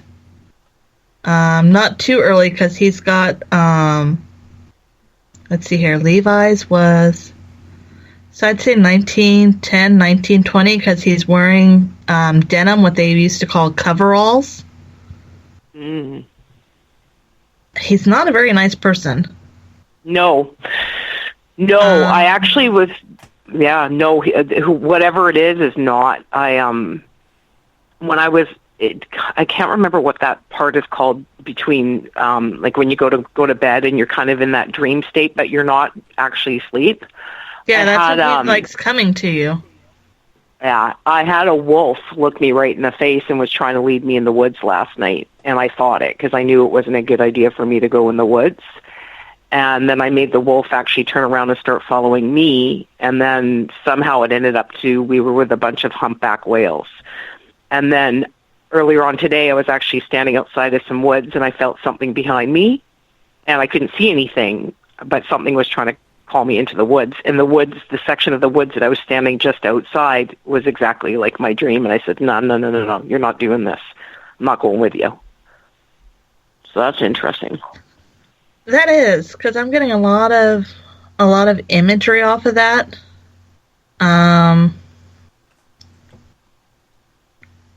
One of the things is that you've always been called towards things. So being called into the woods isn't new for you. It's just these woods are new for you. Yeah, yeah. So you have a tendency to be called. Yeah. And this isn't the first time you've actually had a naughty entity try to catch your attention and draw you in. You tend to draw negative energies to you. And they you. Oh, you there? Yes, I'm here.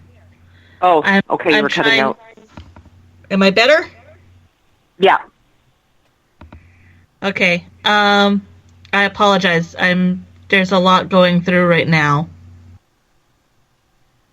If one of the things is that you've always kind of considered yourself an empath, but you've never really gotten into it. You do grounding exercises, and you've done shielding, but it never really seems to click for you. No, holy crap, you're so accurate, it's not even funny. I've tried numerous ways and I never feel fully protected. In fact, I had started some energy healing, and because of all the stuff that started happening, it was very overwhelming, but there was a lot of negativity that started, and I went down, like, emotionally and physically and mentally, I started going down like a bad path. So I put a stop to it. I said, I'm not doing this. I'm cutting myself off from this because I have to. But over the past 4 or 5 days, a lot's been going on. And it's been like, whoa, because I didn't turn anything back on. I haven't touched any of my crystals. I haven't done any of my meditations. I haven't done anything. And then the wood thing happened last night. Not the problem. You just turn on if somebody sneezes, you turn on. Oh, Lord, great. Wow. That's why. I don't do it intentionally, for God's sakes. If anything, I'm trying to, like, shut myself off from all of this and go, no, this is not the path I want to travel. One of the things, I'm actually being drawn to a past life of yours. I'm actually seeing it's one, I'd probably say 1800s. I'm saying probably pre-Victorian, early colonial America.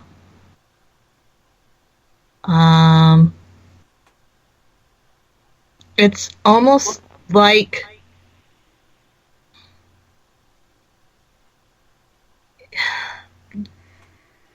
you're actually a really friendly person. Oh, sorry. At times. Shh, James. Yes, dear. I started again. Damn it, it's James' fault. But you have, it's not intentional. You have a natural ability to tick people off. Oh, yeah. Oh, yeah. It's not intentional. It's almost as if you say hello and they hear go to hell. And you're not quite sure what happened in translation or how it went from here to there. Oh, God, yeah. And I'm laughing. And it's really weird, but it goes back to this past life. Wow. Where you were actually leading kind of a double life. Ooh. And what I am seeing is that you were actually a witch in a past life. Oh, my God. You were posing as a woman of the cloth. Oh, I don't like that. Oh. So so it's kind of like this weird karma that you created in that life. Oh, man, that's not nice of me. No, that wasn't, but it's how you survived. It was a survival thing. Oh, it was because, you know, they didn't burn nuns. Maybe. But maybe not. Maybe. But maybe that's why this time round, because one of the reasons I started kind of getting conflicted is my own, and I won't say what it is, but my own religious beliefs started kind of getting, put aside with the things that started happening during energy healing, and then I made a decision that that's not how I wanted it to go, which was part of my decision making. It was like, ooh, I'm feeling like I'm being a bit pulled away from my belief system, and that's ultimately what got me to stop doing the energy healing. So there's some irony there too. Yeah. Oh my gosh. Okay. What you really need to kind of focus on, because in that life you were really out of balance. In this life, you really kind of need to start focusing more on finding balance. You need to stop jumping from project to project to project. Mm-hmm. You need to stop getting into a career and deciding this isn't for me and then going into a new career. You've never really settled on anything. You've always had a very hard time with balance. And because of this past life that really threw things out of balance, you've been struggling to recover balance. In fact, your most previous past life was out of balance as well. You were so seeking peace in the past life. You were a hippie, a flower child. Wow. And it's funny because it was nicer than a witch. But it was funny because this is a really short life. I mean, your most previous one was a very short life, and you were so desperate for balance and peace. Mm-hmm. One of the things I would really recommend doing is sitting down. If that wolf comes back, tell him not to lead. Tell him not to leave? Tell him not to lead. Lead. Oh, lead. No, I forced it to lead me. I was like, no. You guys have to come with me. My husband said I started like humming and howling in my sleep. Oh, wow. Like I was calling to a pack, and then I turned around and we ended up with humpback whales. So you got a pack of whales. It was trippy. I was like, what the hell? I've never taken acid. I have to... We're coming upon the 7-minute break. 7-minute stretch for everybody. Okay. I've got callers backed up in here, and we've got questions on the chat rooms too. So we're going to come back with more. 2 mediums large right after the break. Remember, the numbers are 575 694-6634, 575-694-6634, and on Skype from anywhere on this little blue planet, James_Tyson32.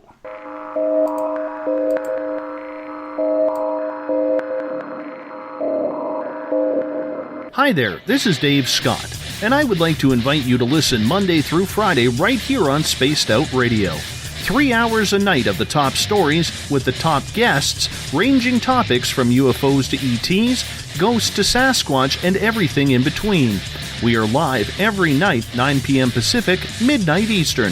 So come on in and take a listen at spacedoutradio.com. Spaced Out Radio will take you out of this world. Hi there, this is your psychic medium Joanna, and I would love it if you would join us every other Sunday on Spaced Out Weekend. With host James Tyson, we'll bring you personal psychic messages on two mediums and a large. Questions about love, life, career changes. We would love it if you would come and join us live. Call in and listen in for the experience. Allow us to open the doors to your other side. Two mediums and a large, heard only on Spaced Out Weekend at spacedoutradio.com. Looking for news beyond the mainstream news? Head to spacedoutradio.com and check out the SOR Spacewire. This is Spaced Out Radio's Eric Markham, news director for the SOR Spacewire. Daily, I will bring you intriguing stories and outlandish reports from what's going on around the world. UFO sightings, paranormal activity, conspiracies, alternative health, and so much more. And if you have news, email me at news@spacedoutradio.com.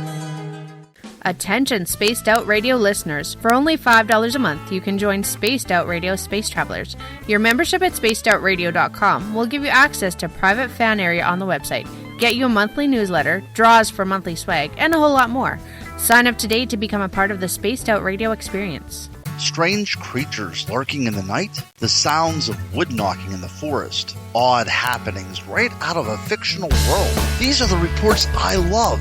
Hi there, this is author Ronald Murphy, and I would love it if you join me and Spaced Out Radio host Dave Scott the second Wednesday of every month on our journey into the unknown land of cryptozoology at spacedoutradio.com. From Mothman to Frogman and everything in between. Hey, they don't call me the crypto guru for nothing. Greetings and salutations, space travelers, from the Chronicles of the Unknown team. What is Chronicles of the Unknown? I keep hearing about this thing. It's a new paranormal reality TV show based right here in beautiful British Columbia, Canada. Follow our team as we uncover claims of activity on the Caribou Gold Rush Trail. You can also follow us here every third Monday, where two members of our team will be available to answer your questions. We'll give you some equipment updates and some of our experiences on the road, right here on Spaced Out Radio. For over 40 years, the Purple Energy Plates have been delivering amazing results for their many customers. Inspired by the great genius Nikola Tesla, the harmony, healing, and energetic effects of the plates have proven over and over to be beneficial and often miraculous to thousands of customers. With their money-back guarantee and the many benefits, how can you afford not to get one? Check their site for daily specials and choose from their many energy products. You won't be sorry. Visit them today at purpleplates.com for mind, body, and spirit, and expect a miracle. Patrolling the Pacific Northwest, we are always on the lookout for the strange and unassuming stories that real people are experiencing. Hi, I'm Vincent Zunza from Pacific North Weird. Me and Alexandra Sullivan have teamed to bring to you those odd stories that never seem to make it into the mainstream. Stories so weird that will leave you scratching your head wondering, is this real? It's as real as it gets with Pacific North Weird. You can watch our videos right here at spacedoutradio.com. Find yourself constantly looking up in the sky, looking for answers? Have you had extraterrestrial contact? Are you an abductee? Looking for answers to your experiences? Hi there, I'm R. Keith Andrews, Spaced Out Radio's resident ET expert.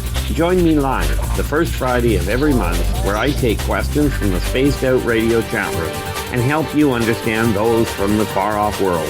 It's 2 hours of knowledge every experiencer should listen to. Hope to see you there. Hey everybody, this is Patrick Webster Small, and I'm here to bring you the Webster Phenomena every Saturday night.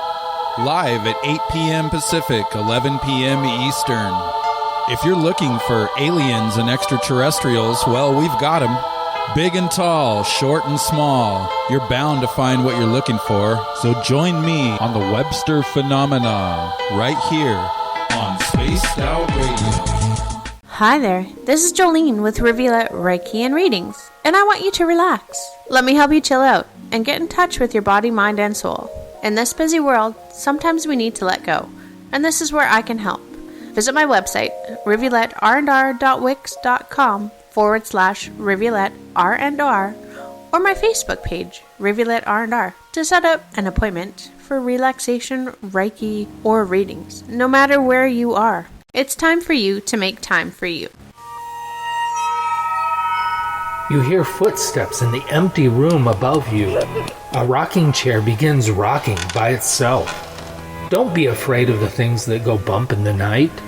Reach for Spirit Storybox, the iPhone app the Huffington Post UK called the only ghost hunting app you will ever need. Spirit Storybox. The spirits are telling their stories. Are you listening? Every month on Spaced Out Radio, we look into the deep and dark reports of cryptids roaming around the world with me, Rob Morphy from Cryptopia.us. I would love it if you would join me and host Dave Scott as we delve into the most arcane stories and reports regarding creatures of the unknown. My job is to hunt down the details and bring the evidence forward to you. These aren't your regular Bigfoot stories I'm talking about either. You can find out more about crypto history at spacedoutradio.com. Tonight's edition of Spaced Out Weekend is brought to you by spacedoutradio.com, where you can now sign up to become a Space Traveler member. Now, for the final time tonight, here's Spaced Out Weekend's James Tyson.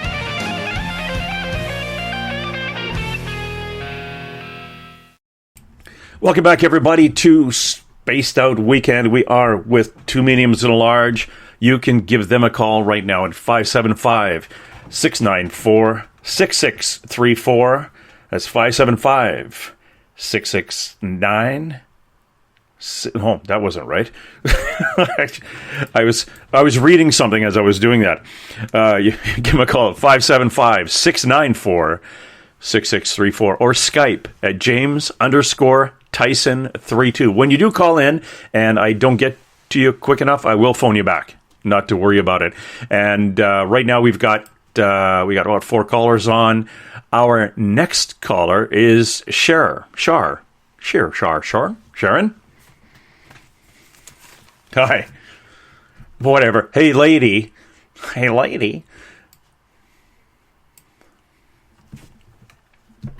Okay. Hello. Off you go. We're busy tonight.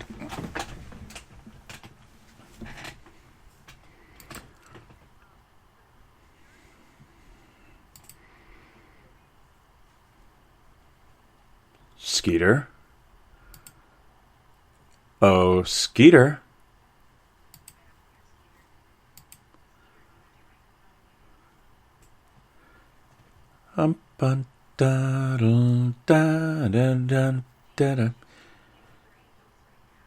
Is that what she said?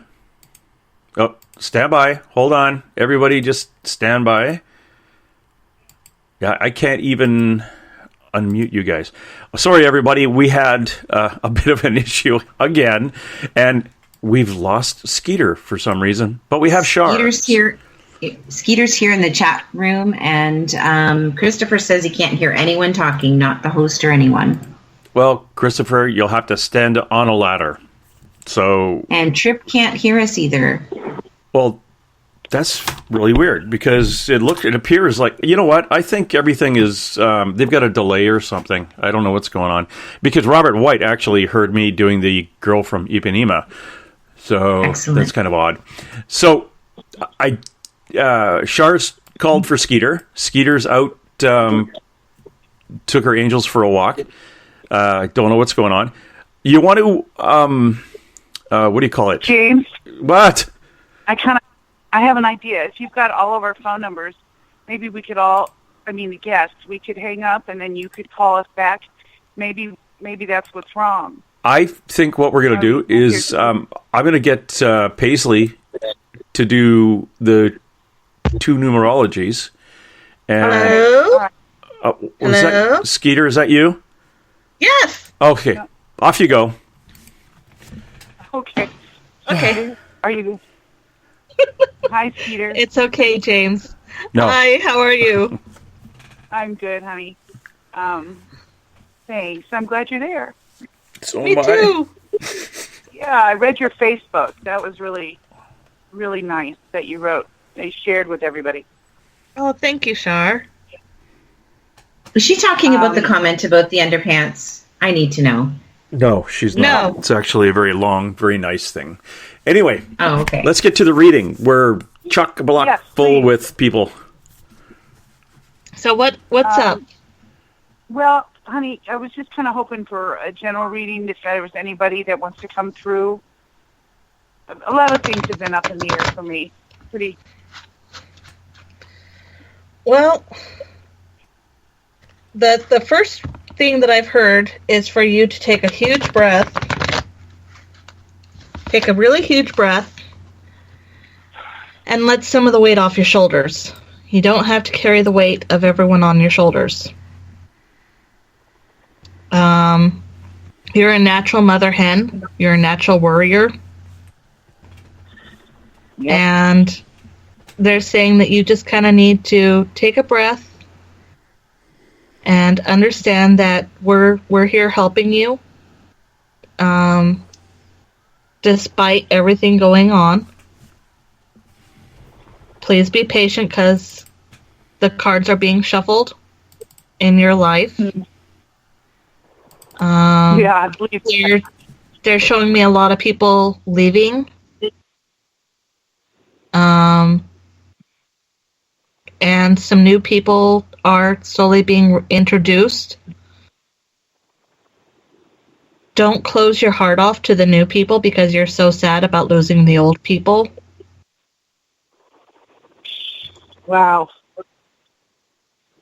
And to be real honest, the person you asked to come and help you, I'm actually seeing two people. One is a grandmother energy, and the other one is a gentleman. He's wearing slacks and a short sleeve shirt. And both of them have come forward from their side to your side to help give you the energy you need to go through what you're going through. And no, it's not going to be a quick end. It's a little bit drawn out. But they said if you can just hold on, stop, like I said earlier, worrying about everybody else, focus on some self-care, you're going to get through this. So, and just know that you're loved. And the one woman just said that she's very proud of the woman you've become, even though you don't think she would be. So I hope that all makes sense. yeah, that's probably my mother. She just laughed. It's a really neat laugh. It's a solid laugh. She wasn't a giggler. No. You know, I just don't see anybody coming in. I just see nobody around. She says it's because you're afraid to lose more people. She says you've actually put on blinders to potential new people because it almost feels like anyone you know right now is either going to get really sick or in an accident or die. You almost feel like you're jinxed, and you're not.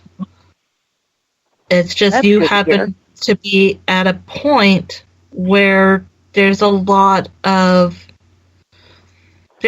people being called back to the other side right now. It started last year. Even you were hit by David Bowie like the rest of us.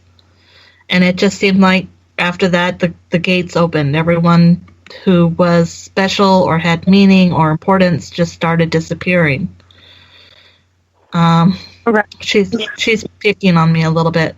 But she wants you to know that this reshuffling is going to open you up to taking on some lessons by yourself for a change. She says, even though you've always been kind of the mother hen, these people have taken care of you in return and helped you with all of your lessons. Now's time for the test to see how well you've paid attention and to start learning some solid lessons on your own. No, well, I don't do well in tests, so there you go. If that's not going to work. She says you're going to do fine. You just got to have faith in yourself. She says it's going to be good for you because your self-esteem is so low. This will help you build it up for a change.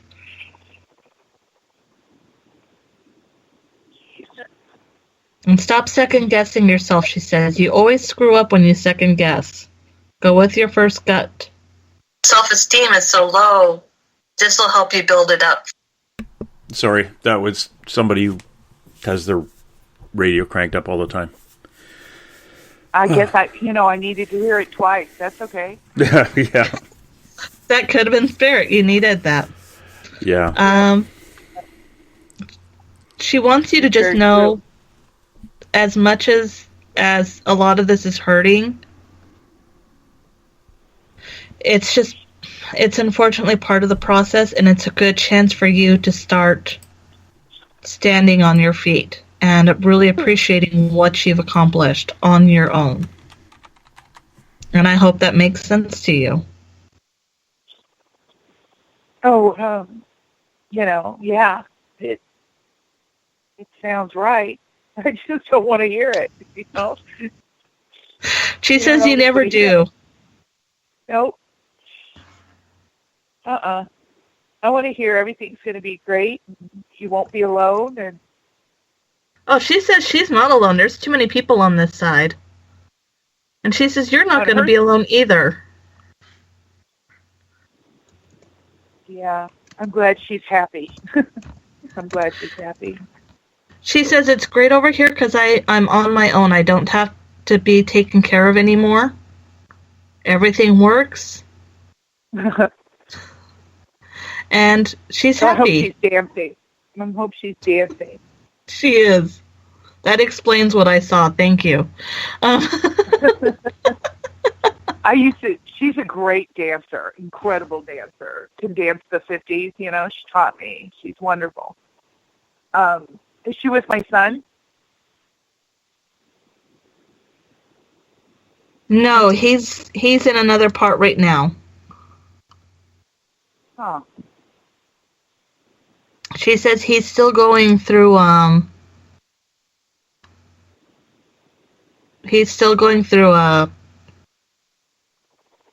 guess spirit boot camp. I call it the blue room or learning on the web. It's usually where they're getting a lot of information. Okay. So that's about as much as I can give you. She says he's going through a lot where he is right now. And it's all good, she says. It's just a lot. Yeah. Well, thank you. Perfect. You're welcome. Okay. Thank you very much, Shar. Uh-huh. Okay. If you have more questions, Shar, feel free to hit me up.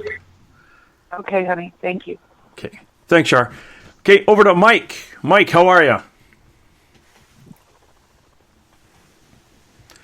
Mike, line 1. Oh, my Lord. I have Mike's questions here. I know, but... I'm psychic, so I know what he wants to know. Yeah, you're good at that. We'll go to Ashley. Ashley? Yeah. Yeah, you bumped Mike right out of the way. We'll go to...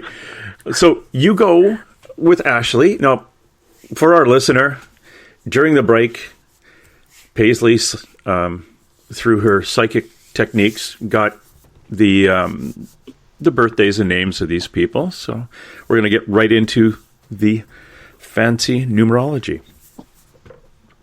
Go. Hi, Ashley.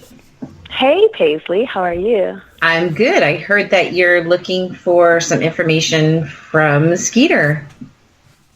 I am, but if you want to give me my numerology, I'm keen to listen, and I can always call Skeeter another time. Sure. Do you have a question that you wanted answered? Well, yeah, actually I do. So I've recently doing some new practices with meditation, and I just wanted to know if this is the right path that I should be going down. Okay.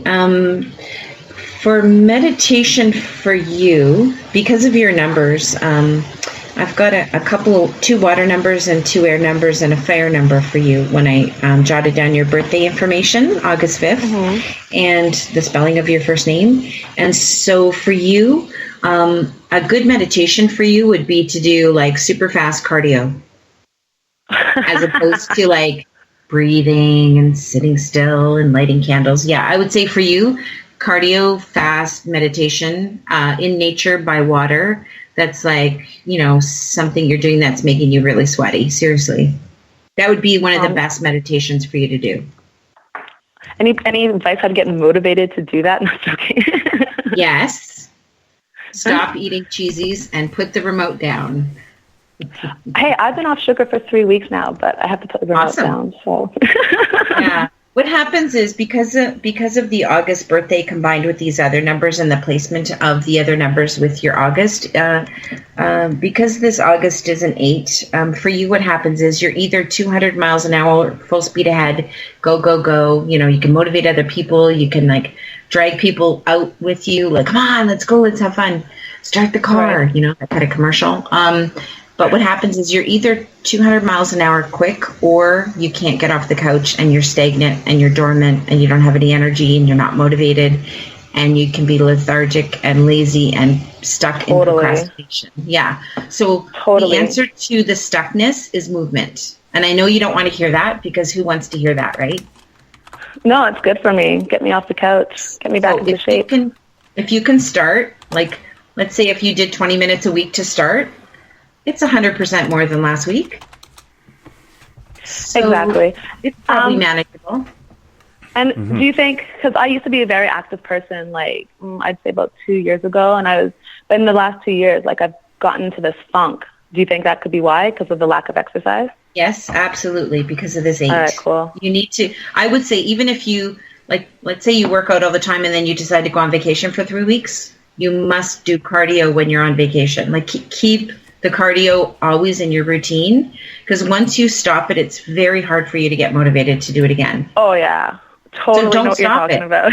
Don't stop it. And a lot of people say, yeah, well, I hurt my ankle or my back is whatever, that's like they have issues. Making excuses.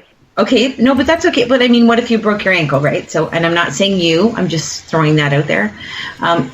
Still, you can do cardio aerobic exercises in a chair. You can do it in a wheelchair. I know a guy who doesn't have any legs and he's an extreme snowboarder. Like, you can still do cardio. You can go swimming. You can do other things, right? So keep the motion in there, and that's the best meditation for you. Okay. Sounds honestly. Great. Skeeter, did you want to add anything for Ashley? Yeah, Ashley's got some questions directly for Skeeter. Oh. So I do. Put down the beer, Skeeter. Okay. If I have to. If you have to. I Go don't ahead, drink. Ashley. I know. Thank you, Paisley. My pleasure. My pleasure. So this question isn't a personal question. It's actually for someone in my family. And recently he just told me that my brother-in-law told me that his medium friend told him to keep off the liquor and the herb in order to protect his family from the bad visitors. And I would just like to know who these bad visitors are and why are they so keen on my niece. Wow.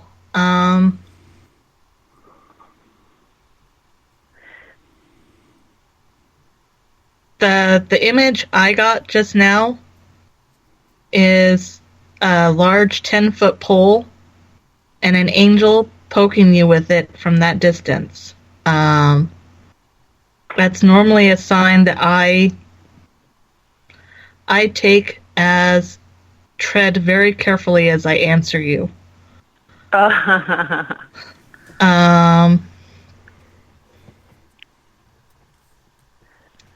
This... Okay, I'm going to try to go really fast because I know there's people behind you. But I really want to get it accurate.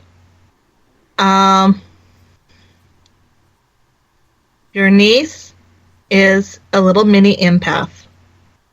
So she's naturally just already drawing things. She's drawing things in. She's probably got some really cool invisible friends who are interactive, which is always fun. Most of what is around her is good. She has her Mima or Nana. I can't tell if it's Mima or Nana. Is watching over her, protecting her. Okay.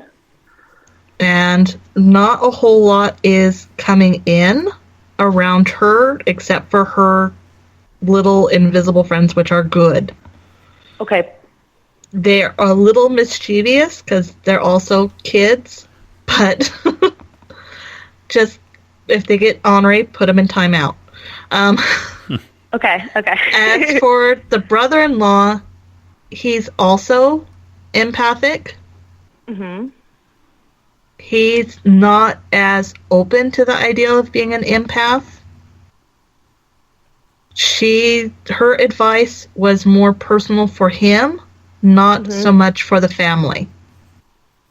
Okay. And it was for his well-being, not so much theirs, but he's not so motivated about taking care of himself as much as he would be more motivated to take care of his family. Does that make sense? Yeah, it does. So I would say that this is more of a take care of each other, take care of yourself type of situation. Okay. Does that make sense to you? I think so. So there is no bad visitors then? There is no bad visitors, but when he's more open, which is when he's on the herbals and on the alcohol, then he could draw in more stuff that he may not know because he's in an altered state. Right. Okay. So it's more of a self-protection and in a second churn family protection type of thing. Cool. Okay. Sounds all right. Good. And yeah, thank you. And one more question? One more? Me? We got time for one more? Ashley? No, I don't have any more questions. You sure? Okay. Well, thanks, Ashley. You're welcome. Have a good night. Callers. I can't take up. Yeah, thanks. Bye, guys. Thank you. Yep. Bye, Ashley. Take care. Bye, guys. Okay, Michael. Step up. Oh, how are you, sir? Fantastic. Yourself? I am fine. I'm a fine-looking man. Gorgeous. I have lots of money. I have a boat and my own island. Oh, hold on. He has a long nose. That wasn't me. Well-groomed beard. Yeah, my beard got in my face. Go for Paisley because you gave her your information and she's going to do your numbers. By the numbers. Okay. That works. So, Mike, I know you said on the break you gave me your birthday information. And do you ever go by the name Michael? Only when I'm in trouble. Okay. And my family calls me that. Okay. With your birthday numbers, you're better to go by the name Mike. Okay. It creates more strength and it makes you more of a resource person and leaves you less susceptible to have your feelings hurt. And I don't say that because you're, like wimpy and sensitive. I say that because you're awesomely sensitive and like super open-hearted. So you have the ability to help heal and have a lot of compassion and healing and artistic ability and super in touch with nature and people and harmony and feelings and heart-centered kind of stuff. Are you some kind of an artist as well? I used to play music for years and years and years. Yes. Yeah, just your birthday numbers are, I would say, artist healer. So very often people working in the medical field, people working in healing, artists, musicians, like very sensitive souls. So ideally, you're best suited to work outdoors. And you like to work in partners with people. And you like things that are unpredictable and fast and where you have to think on your feet. Yes, but also, yeah, and even though I said like you like to work as a team, you work very well independently on a team. Mm-hmm. That makes sense. Also, communication for you can be sometimes tricky because you think very quickly. And if you were to just speak every time you thought something, it would come off really bluntly to other people. So sometimes you may have learned by now that when you go to speak, you have to maybe not edit, but kind of hold back on what you really want to say and think about what you want to say because it doesn't come out always filtered. You need to use your filter. I bite my tongue twice whenever I talk now. Okay, perfect. And do you have a bit of a temper? I lose my patience easy, yes. Mm-hmm. Yeah. Do you do cardio? No, I'm sorry. I got to ask because it's fire energy. It's like, Ashley, we were just talking about that. No, but I should. Yeah, your cardio could be, I would say cardio in nature for you too. Same as Ashley because of the birthday numbers. Okay. I've got you as a 332, adding up to an 8 and a 5 in your name. So, yeah, I would say outdoor nature. Near water or on water. Do you ever do like dragon boating, something like that? No, I have not. You go crazy for that because it's in nature and it's on the water and it's cardio, so it feeds all of your elements of water, air, and fire. I do canoe in the summertime. Yeah, and do you canoe pretty fast? No. No, so it's more like walking, like kind of like lazy canoeing. Yeah. Well, as long as you're in nature, it keeps you calm, so it keeps your temper down. But doing something a little bit faster than canoeing, like you don't want to do it in a quiet, calm little lake. You want to canoe like a little bit faster. So rowing would be more ideal for you, or even something faster than rowing. Okay. And I know you had some questions about past life, so maybe we can check with Skeeter. Okay, can you guys hear me still? We can. Woohoo! I just want to add something to Paisley's real quick that was coming through as she was doing her thing.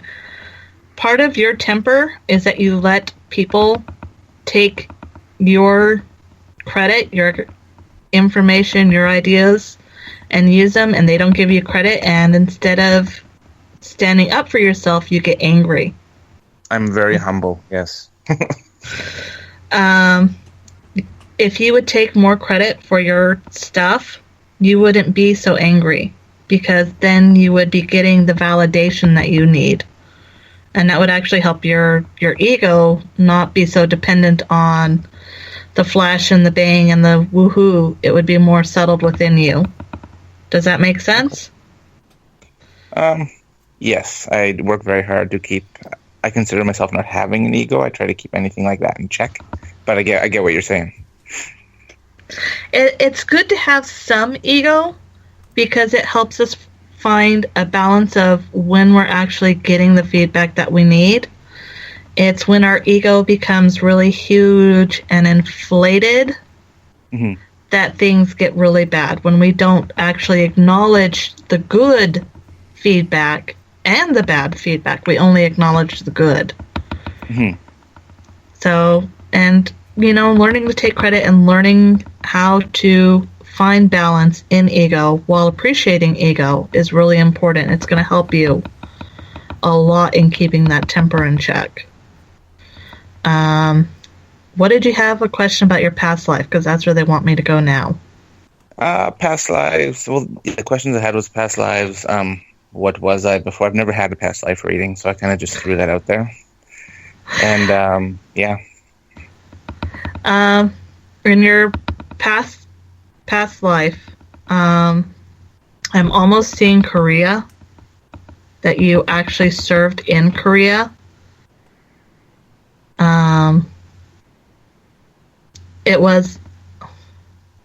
You were, I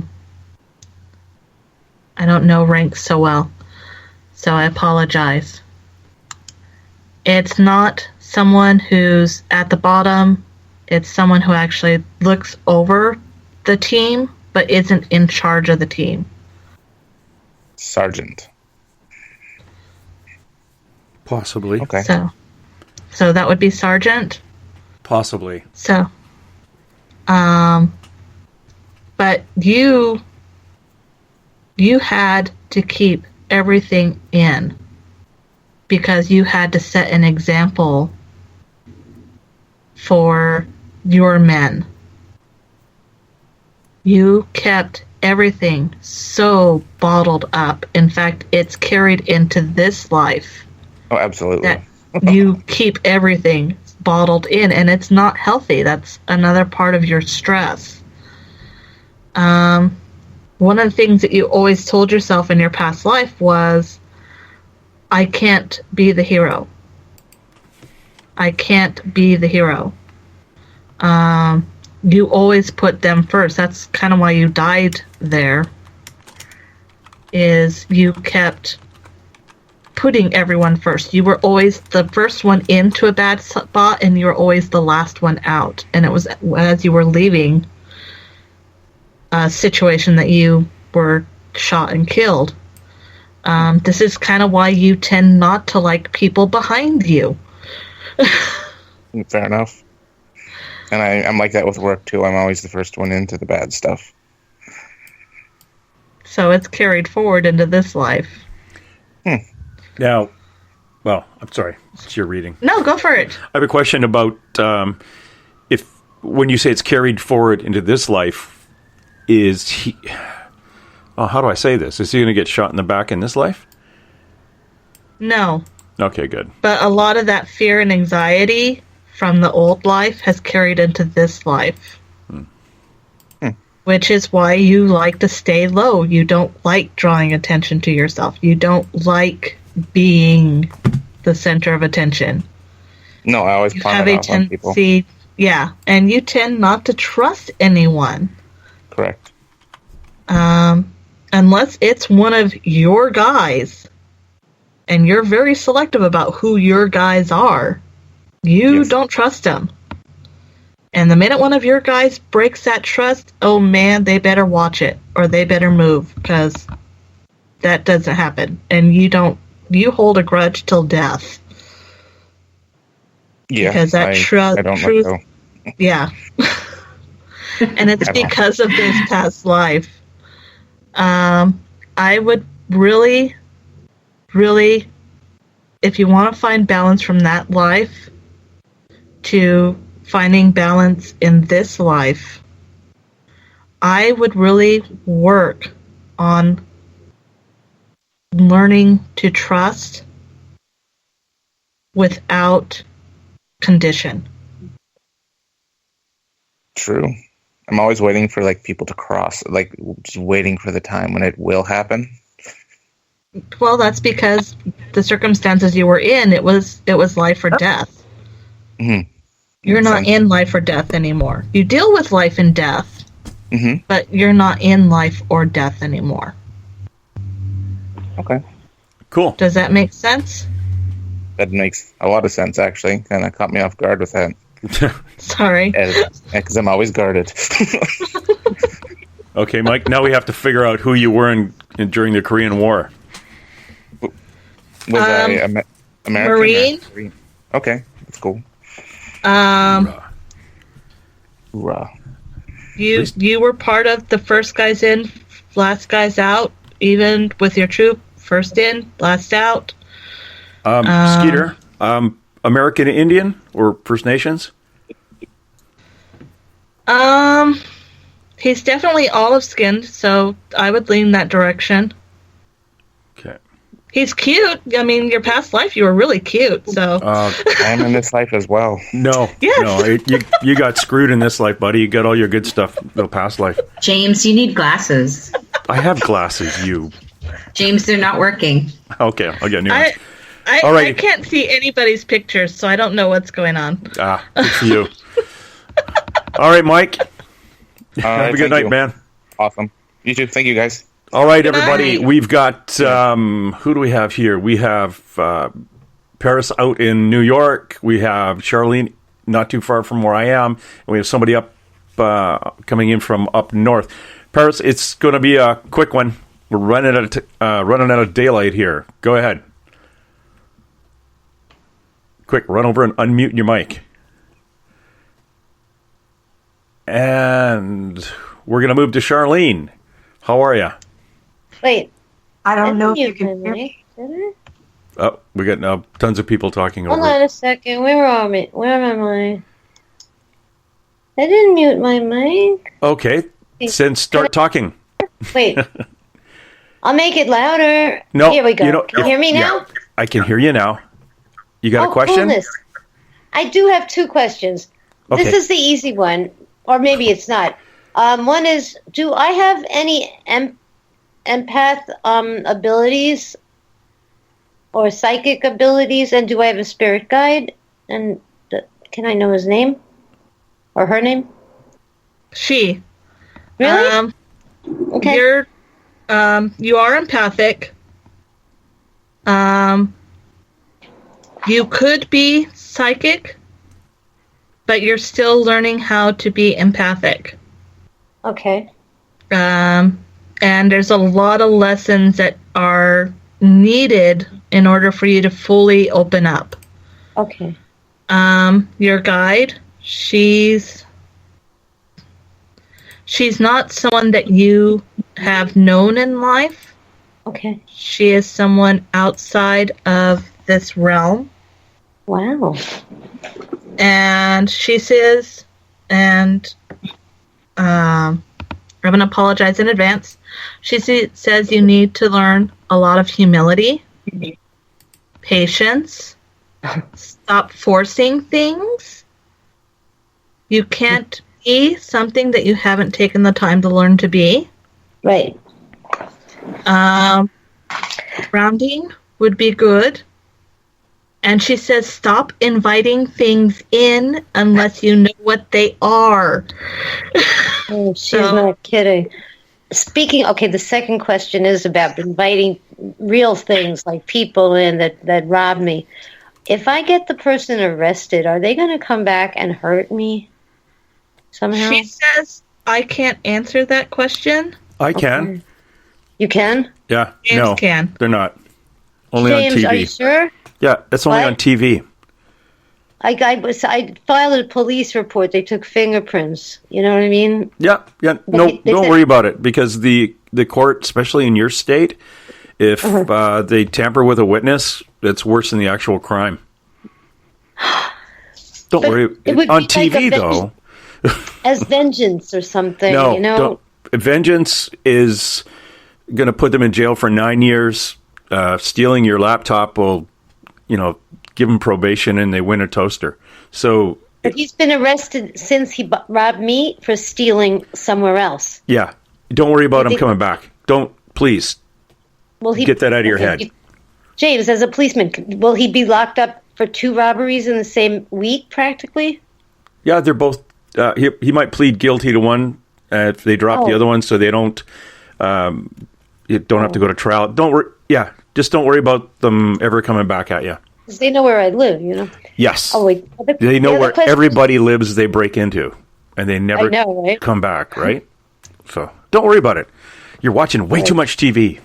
Okay, James. I have another question, but I'm going to send it to you. I have a little orb that's floating around in the apartment after they sprayed, and I was wondering if you could tell me what is it? Is it a bug or is it just if you could identify what this particular orb is, because it's pretty obvious. I'm going to send it to you. You don't have to tell me now.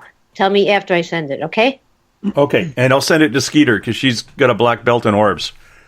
She does? Cool. Yeah. I have more than that, but just Okay. the most recent, most obvious one. Okay? Alrighty, boss. Thank- Thanks very much. Thank you. Love you. Bye. Love you too. Bye-bye. And well, we're going to go over to Charlene. Hi. How are ya? I'm good. Can you hear me? I can hear you just fine. Oh, wow. Good to have you call in. Call in. We have Paisley Town. She is a numerologist. If you give her your date of birth and your first name, she can do your numbers. Or if you have a question for Skeeter, she is a psychic and will tell you everything about yourself. And I got to tell you guys that I met Charlene, and she is a glow-in-the-dark empath to the point that she could, with a very little direction, she could probably be taking one of your jobs here. So, Oh my gosh. I don't Yeah. know about that. This is all new information to me. So you check with Skeeter on that I actually one. had to read about what an empath was after I spoke with James even more. And once I did read about it, I mean, I'm going to say about 85% of it was right, and the other couple things weren't. But anyway, I don't really even know what to ask. Like, I have something on the forefront of my mind, or I could give you my numbers. I don't know. What do you suggest? Let's go with numbers first. I want to hear what Paisley has to say.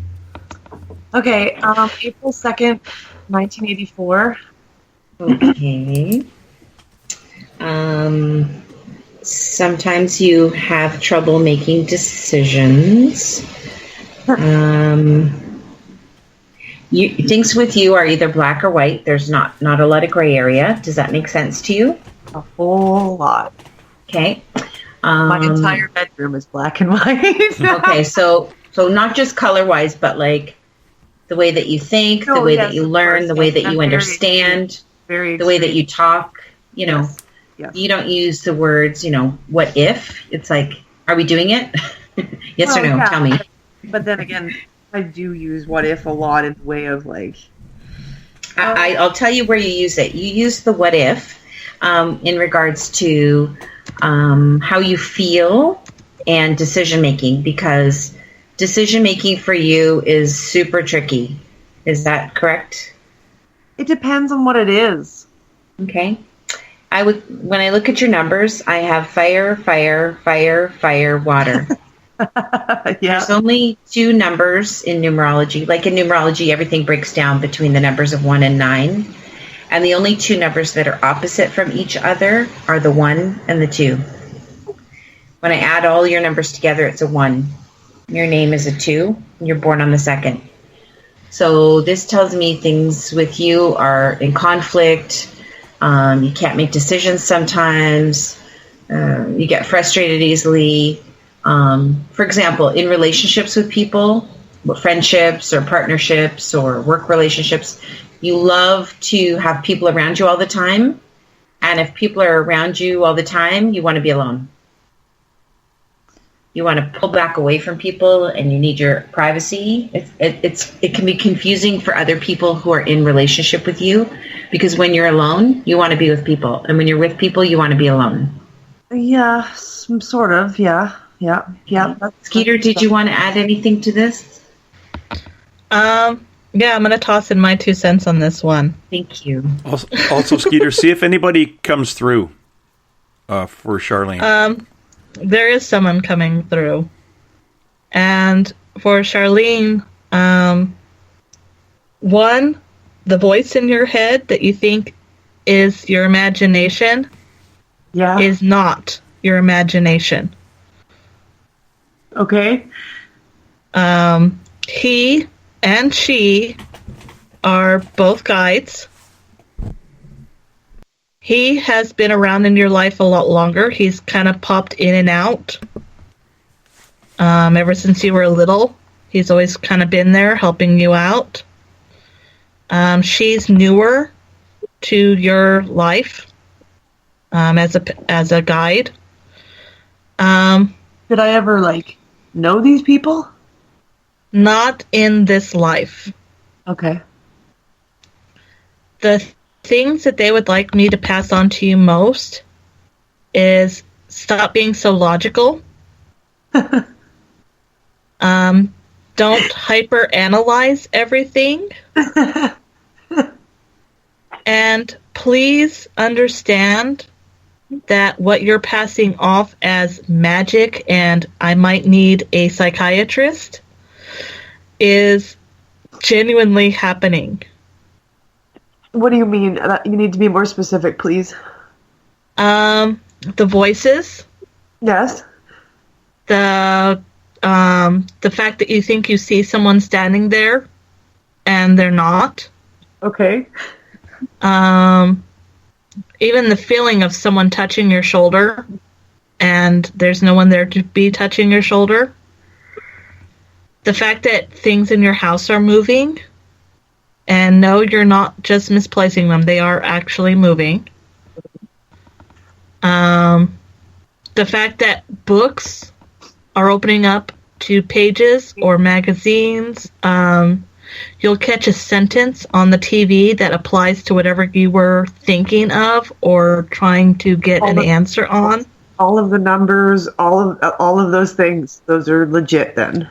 Yes. And they're coming from them, or like? It's coming from your guides. And what is the message? That I'm like on the right path? You're not on the path. You are working your way on your path to where you're supposed to be. Okay, that makes sense. It's kind of like you took the scenic detour. And I do that because you have a really hard time with the concept of magic. And how badly I want to believe in it? What they're showing me is that what you can... I want to make sure I say this right. You don't necessarily believe in magic as much as you want to believe in magic.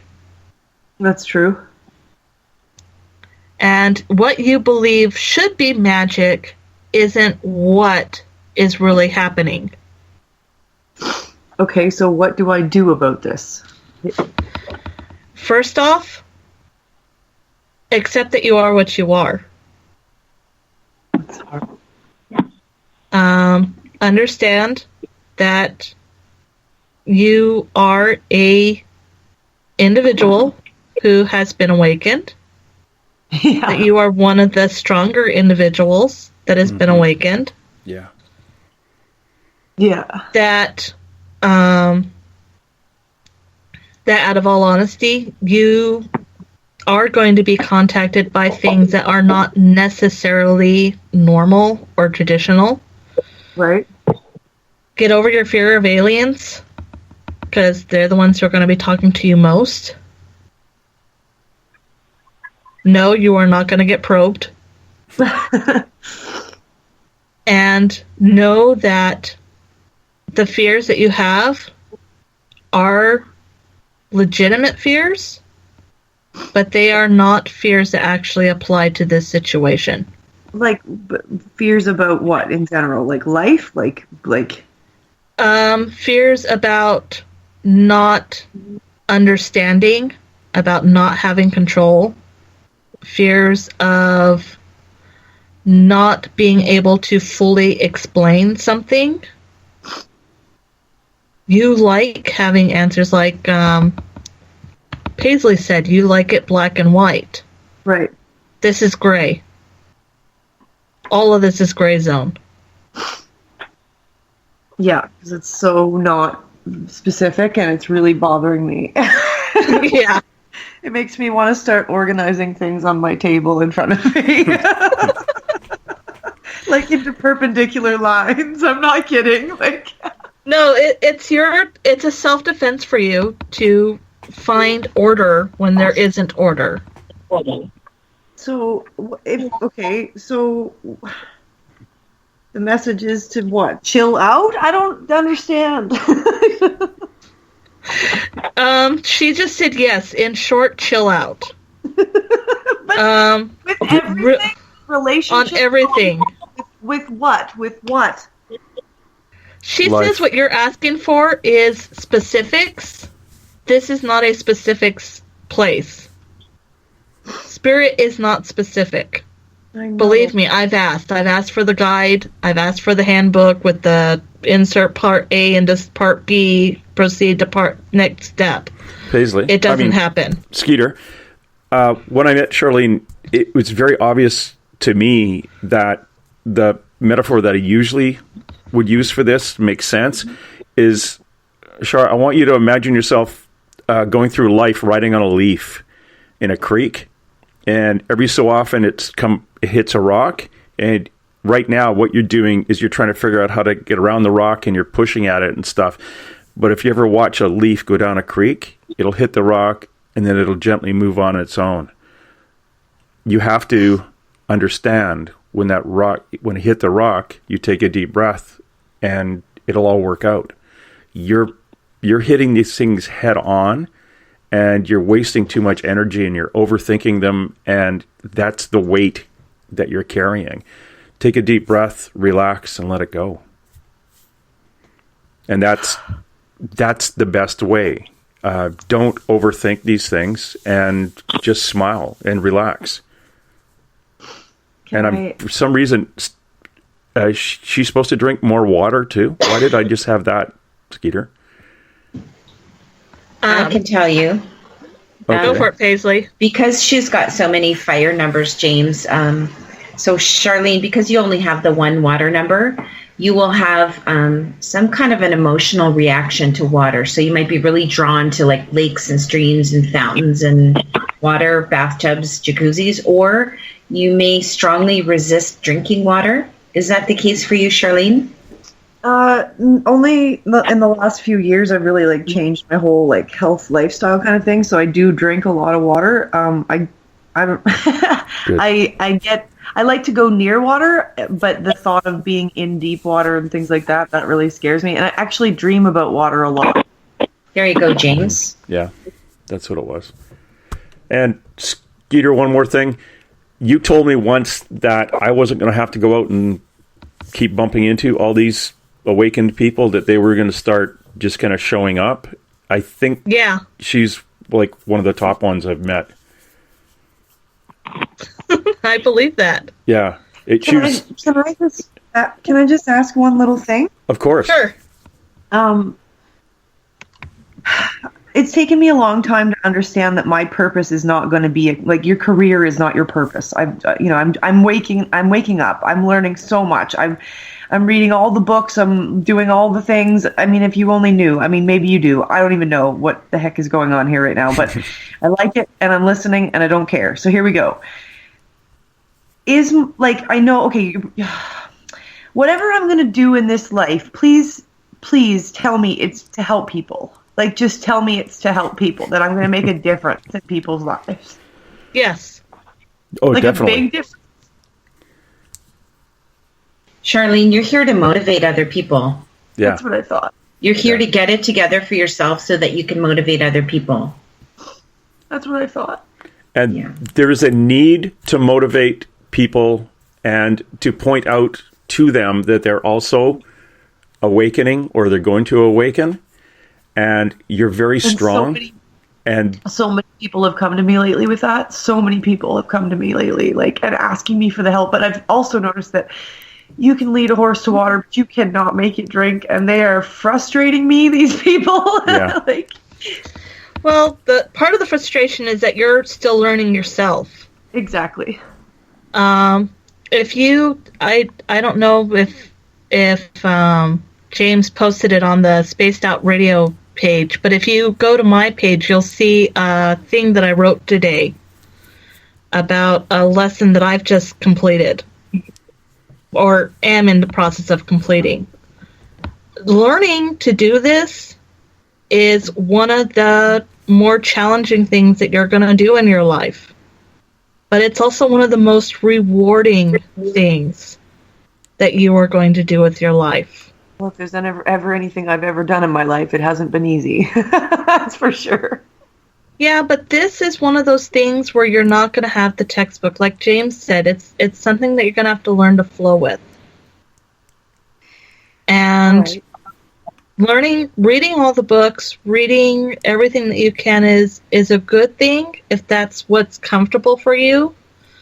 But also learning to follow your gut, to follow your heart, to if someone comes up to you and goes, I'm feeling that I have to talk to spirit, and learning the courage to tell them, you know what, I really don't think that's the right direction, or yeah, that is the right direction, or I really think if you kind of did this, or even telling yourself, I need to stop and take a breath and tell everybody to bugger off for just a couple minutes so I can breathe and collect my energy and take care of myself, and then I will take care of you. That's so weird because I just listened to something earlier today that said the exact same thing. Well, there you go. That's validation that message was meant for you. Well, I feel like everything is meant for me, no matter what comes in, and I'm just only realizing that now. And like you say, with all the little signs and things, it's so like, oh, I'm not crazy. Oh, thank God. Oh, you're far from crazy. You're actually, it's almost like you're catching up to understanding something. Mine all came in 2012 after an entire life, basically. And I'm looking back at it going, whoa, I mean, what I saw was real? And it's taken me a long time. I'm still working that out, but that's what, 5 years now? You're where I am. Actually, you're way higher than I was at the time, but you were like where I was. But there's a reason for all of us awakening, and there's a reason for people coming to you. You just have to center yourself, ground yourself, take that deep breath, and deflect them help them go to some place where they can learn. Don't let them take your energy away from you. Just deflect it and give them guidance. Right. You're a teacher. You are absolutely, you walk into a room, the room is yours. You command. Your presence is amazing. You glow in the dark, and it's absolutely amazing. So you're a flame to all the little newly awakened moths out there. Now, do I have permission to have one more question? No. Yes, you do. Because we're going to go a little bit over time because I have a caller after you from BC. So we're going to get into, don't worry about it. Okay, just the whole, of course, James, you're going to laugh because I'm having a meltdown about a partner. It seems to me I keep bringing the same type of guy over and over and over. And it's just, I'm going to just, any thoughts? You need an empath. Because we talked about that a little bit. The moth to the flame thing, they are just energy suckers, and you are attracted to fixer-uppers. So, and it's just what we do. Is, how long am I waiting here? Oh, Skeeter, go ahead. It's not so much as a waiting. Believe me, I've had my fair share of fixer-uppers. It's a decision that you have to make, that you are no longer going to waste your energy on such things. I felt that. And the other thing is not going to the pound and looking in those pretty dark blue or brown eyes and going, oh, honey, I feel your pain. I feel you. I feel it all. I will take care of you. Leave them at the pound. It's hard. I know. I've had to walk away more than once. So are you saying that I'm drawn to the pretty ones like all my friends keep telling me? Yes. And you like the ones who are a little broken because you think it gives you an upper hand. Oh my gosh, you're scaring me so much right now. So you're not actually getting the upper hand. I know. They're actually playing you because you've got a really good heart. I know. And your need for control, I know as a kid it seemed really hectic and chaotic, and the only way you could feel safe and sound was to create a sense of control over everything. But you gotta give it up. you gotta, like the last caller, this is going to be something I'm going to repeat for you as well. You gotta accept the apology you're not going to actually hear in life. Allow those wounds to finally heal, and you're going to find that you're going to start actually being able to control your empathic abilities a little bit more.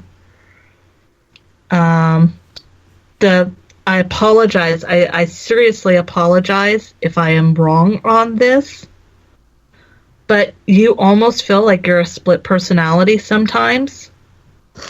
Ask what created that other personality. What is the root of that personality?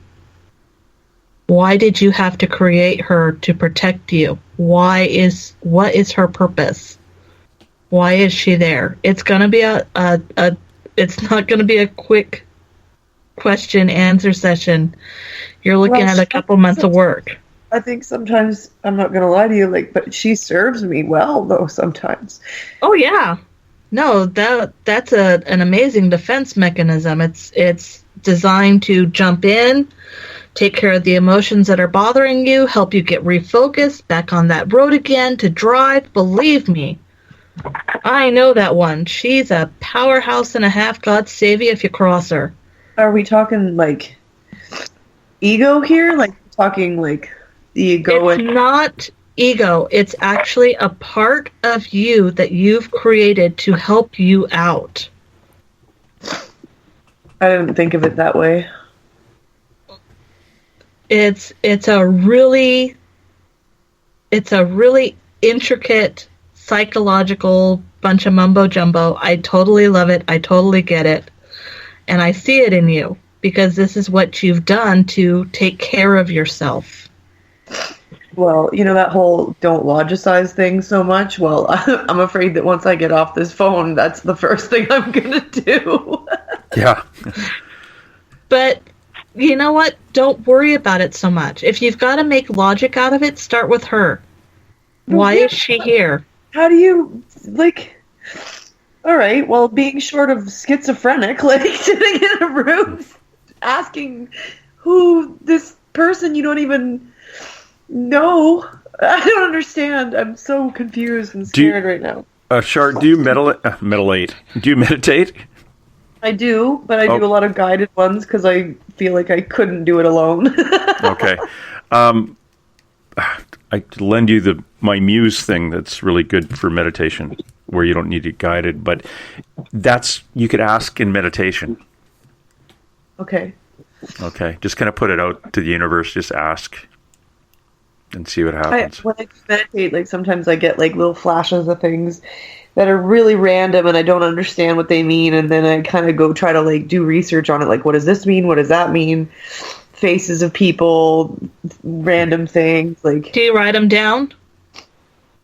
I just pretty much look them up really fast, and then it kind of makes sense to me in the time, and then move on from that. Okay.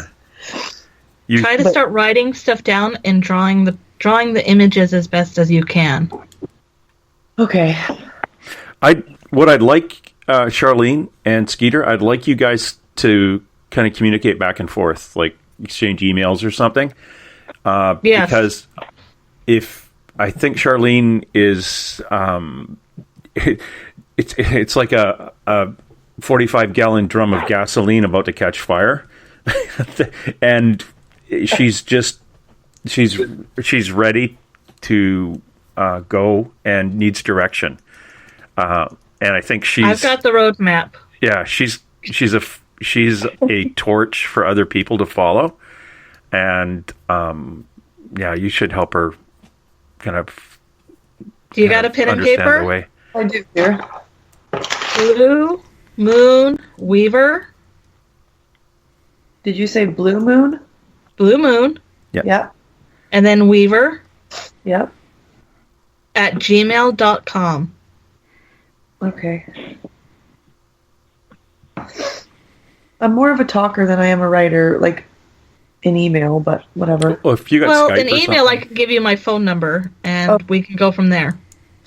Wonderful. Perfect. I okay, kid. have found this to be very enlightening. Thank you. Good. Oh, thank you for calling, hon. Yeah, it was, sure. It was Thank our you. honor completely. Yeah, Thank you. you're like having a special guest because of the energy you have. Well, thank you. James, we'll speak later. And Skeeter, thank you so much for your time, and we'll talk soon. Okay, have a good week. Okay, bye-bye. Bye. I promised... DC? I promised one more person here.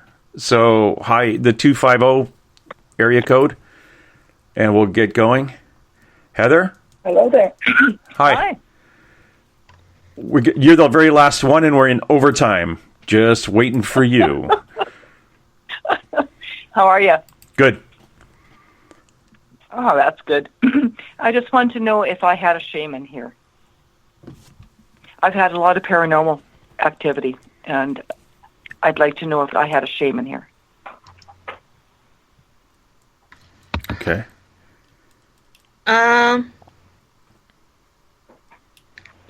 the gentleman who's answering me is asking if you want to know if he is a shaman or if you think there's a physical shaman around you. I'm not sure. I've heard it. His name is Joe, apparently, but I'm not sure.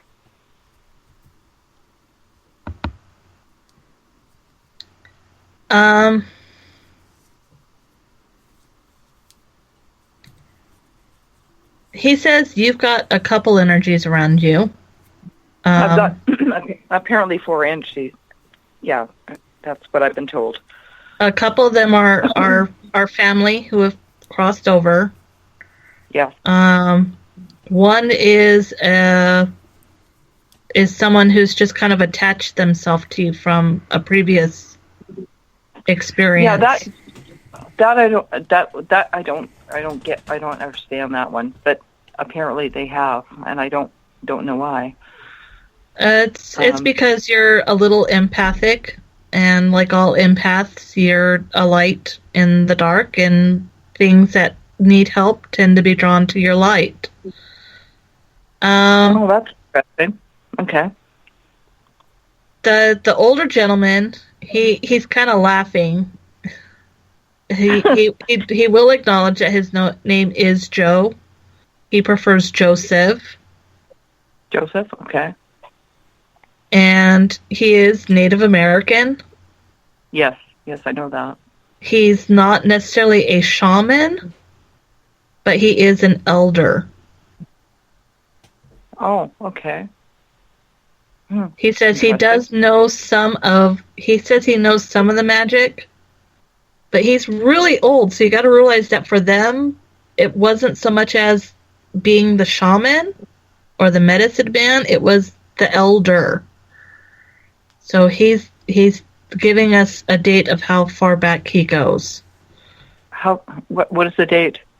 I'd say even pre-Columbus.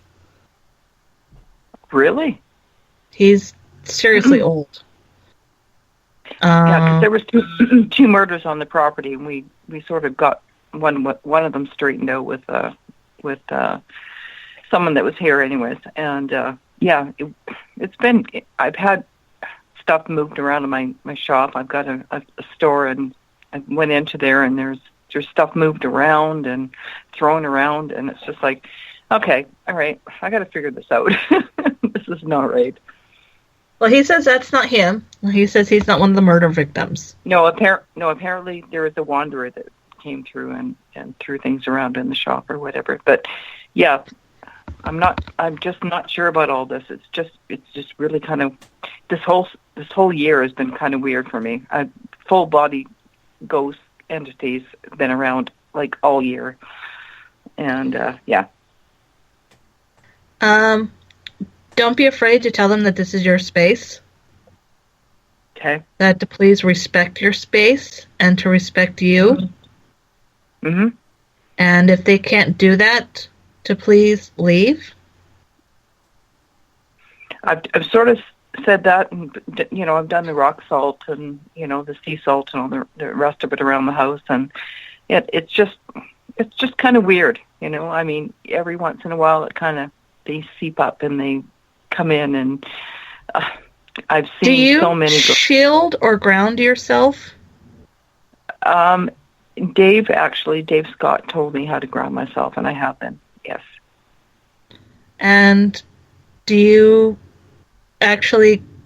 just go through the practice of it, or do you actually try to ground yourself in? I ground myself. I do the practice. I do the smudging. I do all of that kind of stuff around the house and my shop, because that's where it started when I got my business going, and this is when everything came like crazy, and I started to see all of these entities and these ghosts that were full form. I can tell you exactly what they look like. It was just weird. It was freaky. But I think they're gone now. I've been working with 2 mediums and Dave Scott, and yeah, we're trying to get rid of them. You know, they can stay here as long as they're nice. Some of the things that I'm being told, and what you just said is a really important key. Don't invite it in. Don't welcome it. Don't tell it it's welcome. Okay. Don't leave yourself open to it. Okay. Yeah, that's probably good advice, actually. He says your guides and those who care about you will cross any border to let you know that they're there, that they love you, that they're supporting you. When you open yourself up and you say, I am ready for an experience, or you're welcome to stay, not everybody gets the memo that it's only if you're on the list, and I am assuming you don't have a ghost bouncer to check everyone. So yeah. Don't tell them that they're welcome to stay if they behave, because they also may have a different concept of what behaving is. Exactly. Normally, if there's an entity trying to get your attention to tell their story, you got to realize they don't have arms, they don't have a mouth, they don't have legs, they aren't human anymore. So they're going to do what they can to get your attention in hopes that you'll do what they want you to do. So that means moving your stuff, banging things around, showing themselves when you're not expecting it. Yeah, exactly. Yeah. So I do have somebody here looking after me, though. And I know it's a native man. Yes. Yes, I do. I do know But he says there's only so much I can do if you keep opening the door. Interesting. You've got to stop with the language of, well, you can stay if you be good. What do you mean by good? Well, I was told not to begrudge them and just give them, gifts and just say, be on your way type thing. Let them know that they can cross. They can cross over to the other side anytime they want. They did here a couple of months ago, actually. My husband actually seen the girl. She was 22 years old. She was murdered on the property. And she connected with her dad, and my husband actually seen it. So that was quite cool. Because I've been the only one that's seen the ghosts around here. So that was really actually very cool. Yeah, just stop inviting them in. Stop using language that could invite more in. Okay. Continue practicing your grounding. And when you practice your grounding, really get the image of yourself growing roots into the earth itself. If you're having a hard time, one of the things that one of my teachers had me do, I actually sat on the ground and I dug my fingers into the ground. Because then I genuinely had roots in the ground. Okay. Yeah, because I have pendulums and I have crystals. I have them on me all the time, actually. So, it's been a real challenge this last year because they've been here, and it's been really weird. But anyways, we've sort of got rid of pretty much. Well, there was 4 here last, I suppose, when I heard last. So. Yeah. Yeah, there were full-form ghost entities. They were all over the place, and I didn't know what to do. I was scared shitless. Sorry about this language, but it was. No, it was it's okay. Yeah, it was not very nice. It was like I was up at 2:30 in the morning. I was scared to go to the bathroom, looking out the back door because they were all over the place, and it was like, do I need to move? And some people have. He says you don't need to move, but you need to learn to own your space. Okay. And what is his name Joseph? Yes. Yes. Okay. Yeah. That's kind of cool. It's just the whole thing is really bizarre. It's really bizarre because Dave helped me out with a lot of this stuff, and I had another medium that helped me out with all this stuff. And in the daytime, if you can see entities in the daytime, like, how weird is that? And I was going to work, and I'm going, what the hell is going on outside? And they were all outside. I could see them in the daytime.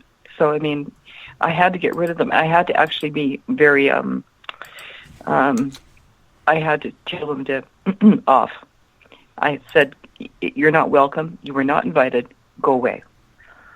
So most of them did, but I had 4 still left here, so I don't know what's going on. 4 hang-arounds. However. Great. They hang around. They just do. I mean, that's just what they do. Yeah. Well, it's their property from a long time ago, too. Oh, you know that. Okay. So. Yes, it is. Yes, it is. So they're telling me that it's their land. Their home was there first. You built over their home, or the person who built the house built over their home. You're totally correct on this one. Yes. Exactly. And nobody. Did anyone ever look into if there were family graves on the property besides the murdered bodies? No, we've had 2 murders on the property, apparently. A 22-year-old that went, actually, Dave Scott, when he was here, sent the daughter over to her dad, but we've had another Native Indian that was murdered on the property. So I'm not sure where he is and who he is. Joseph says he's crossed. You think so? That's what Joe said. Joseph. Oh, cool. Good. So what you're dealing with is the family who used to be there.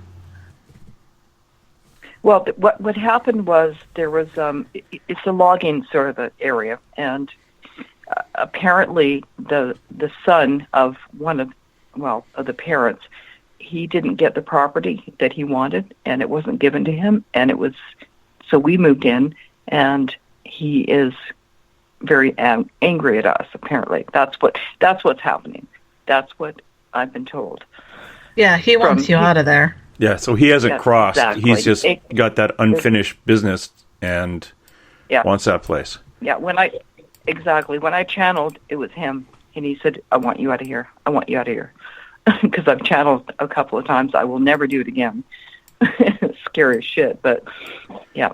Okay. But anyway, yeah. Yeah. Okay, young Heather.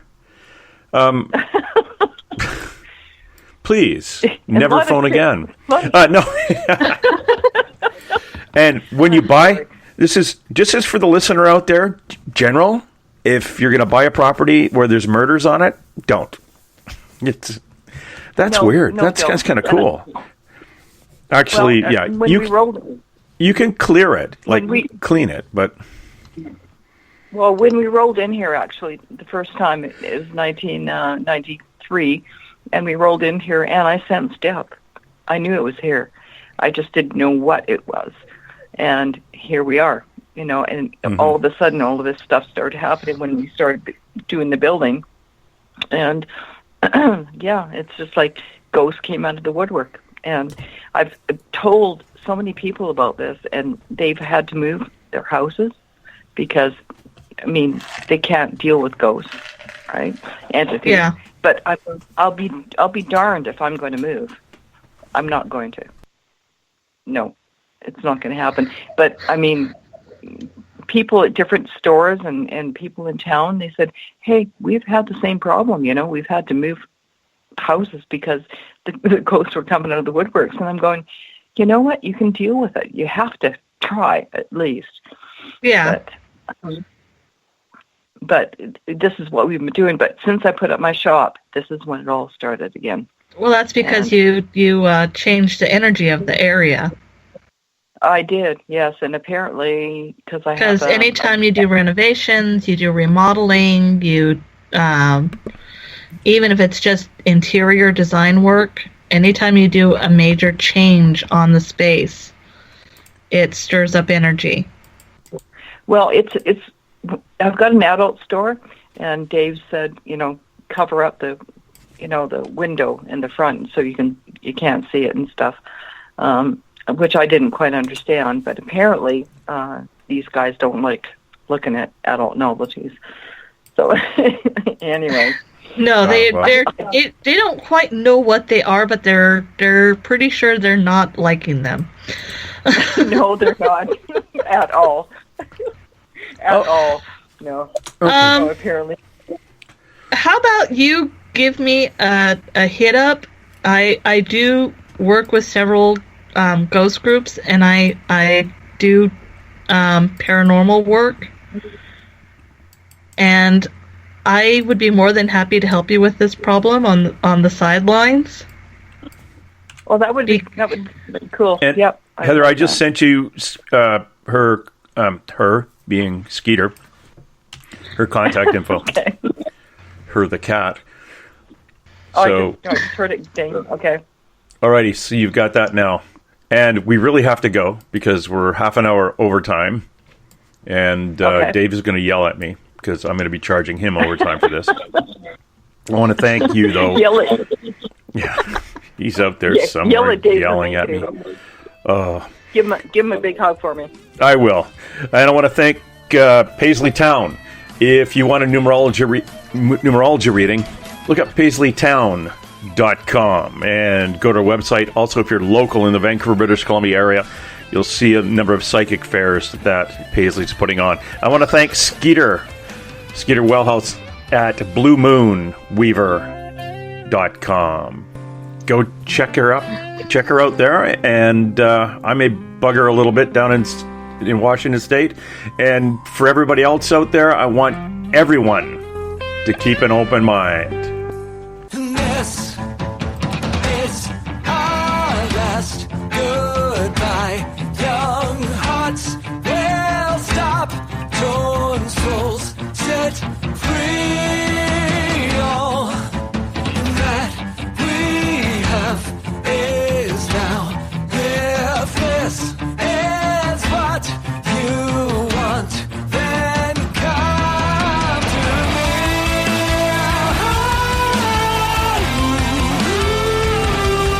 All right, that's it. Let's roll. And hey! Let's be careful out there. Far over the snow, what are those voices?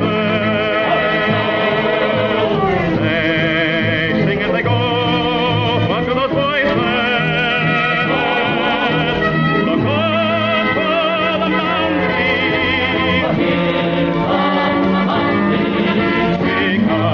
Because somebody hide, somebody better hide on through the hill, like a pack of angry wolves on the trail. We are after you, dead or alive. We are out to get you, dead or alive. And forget yourself. If you're the one, better run away. Son, you are done. Throw your gun away. Here come the Mounties to get the man they're after now. Run through the hill like a pack of angry wolves on the trail. Dead or alive, we are out to get you, dead or alive. If you're the one, better run away. Son, you are done. Throw your gun away. Here come the Mounties to get the man they're after. No!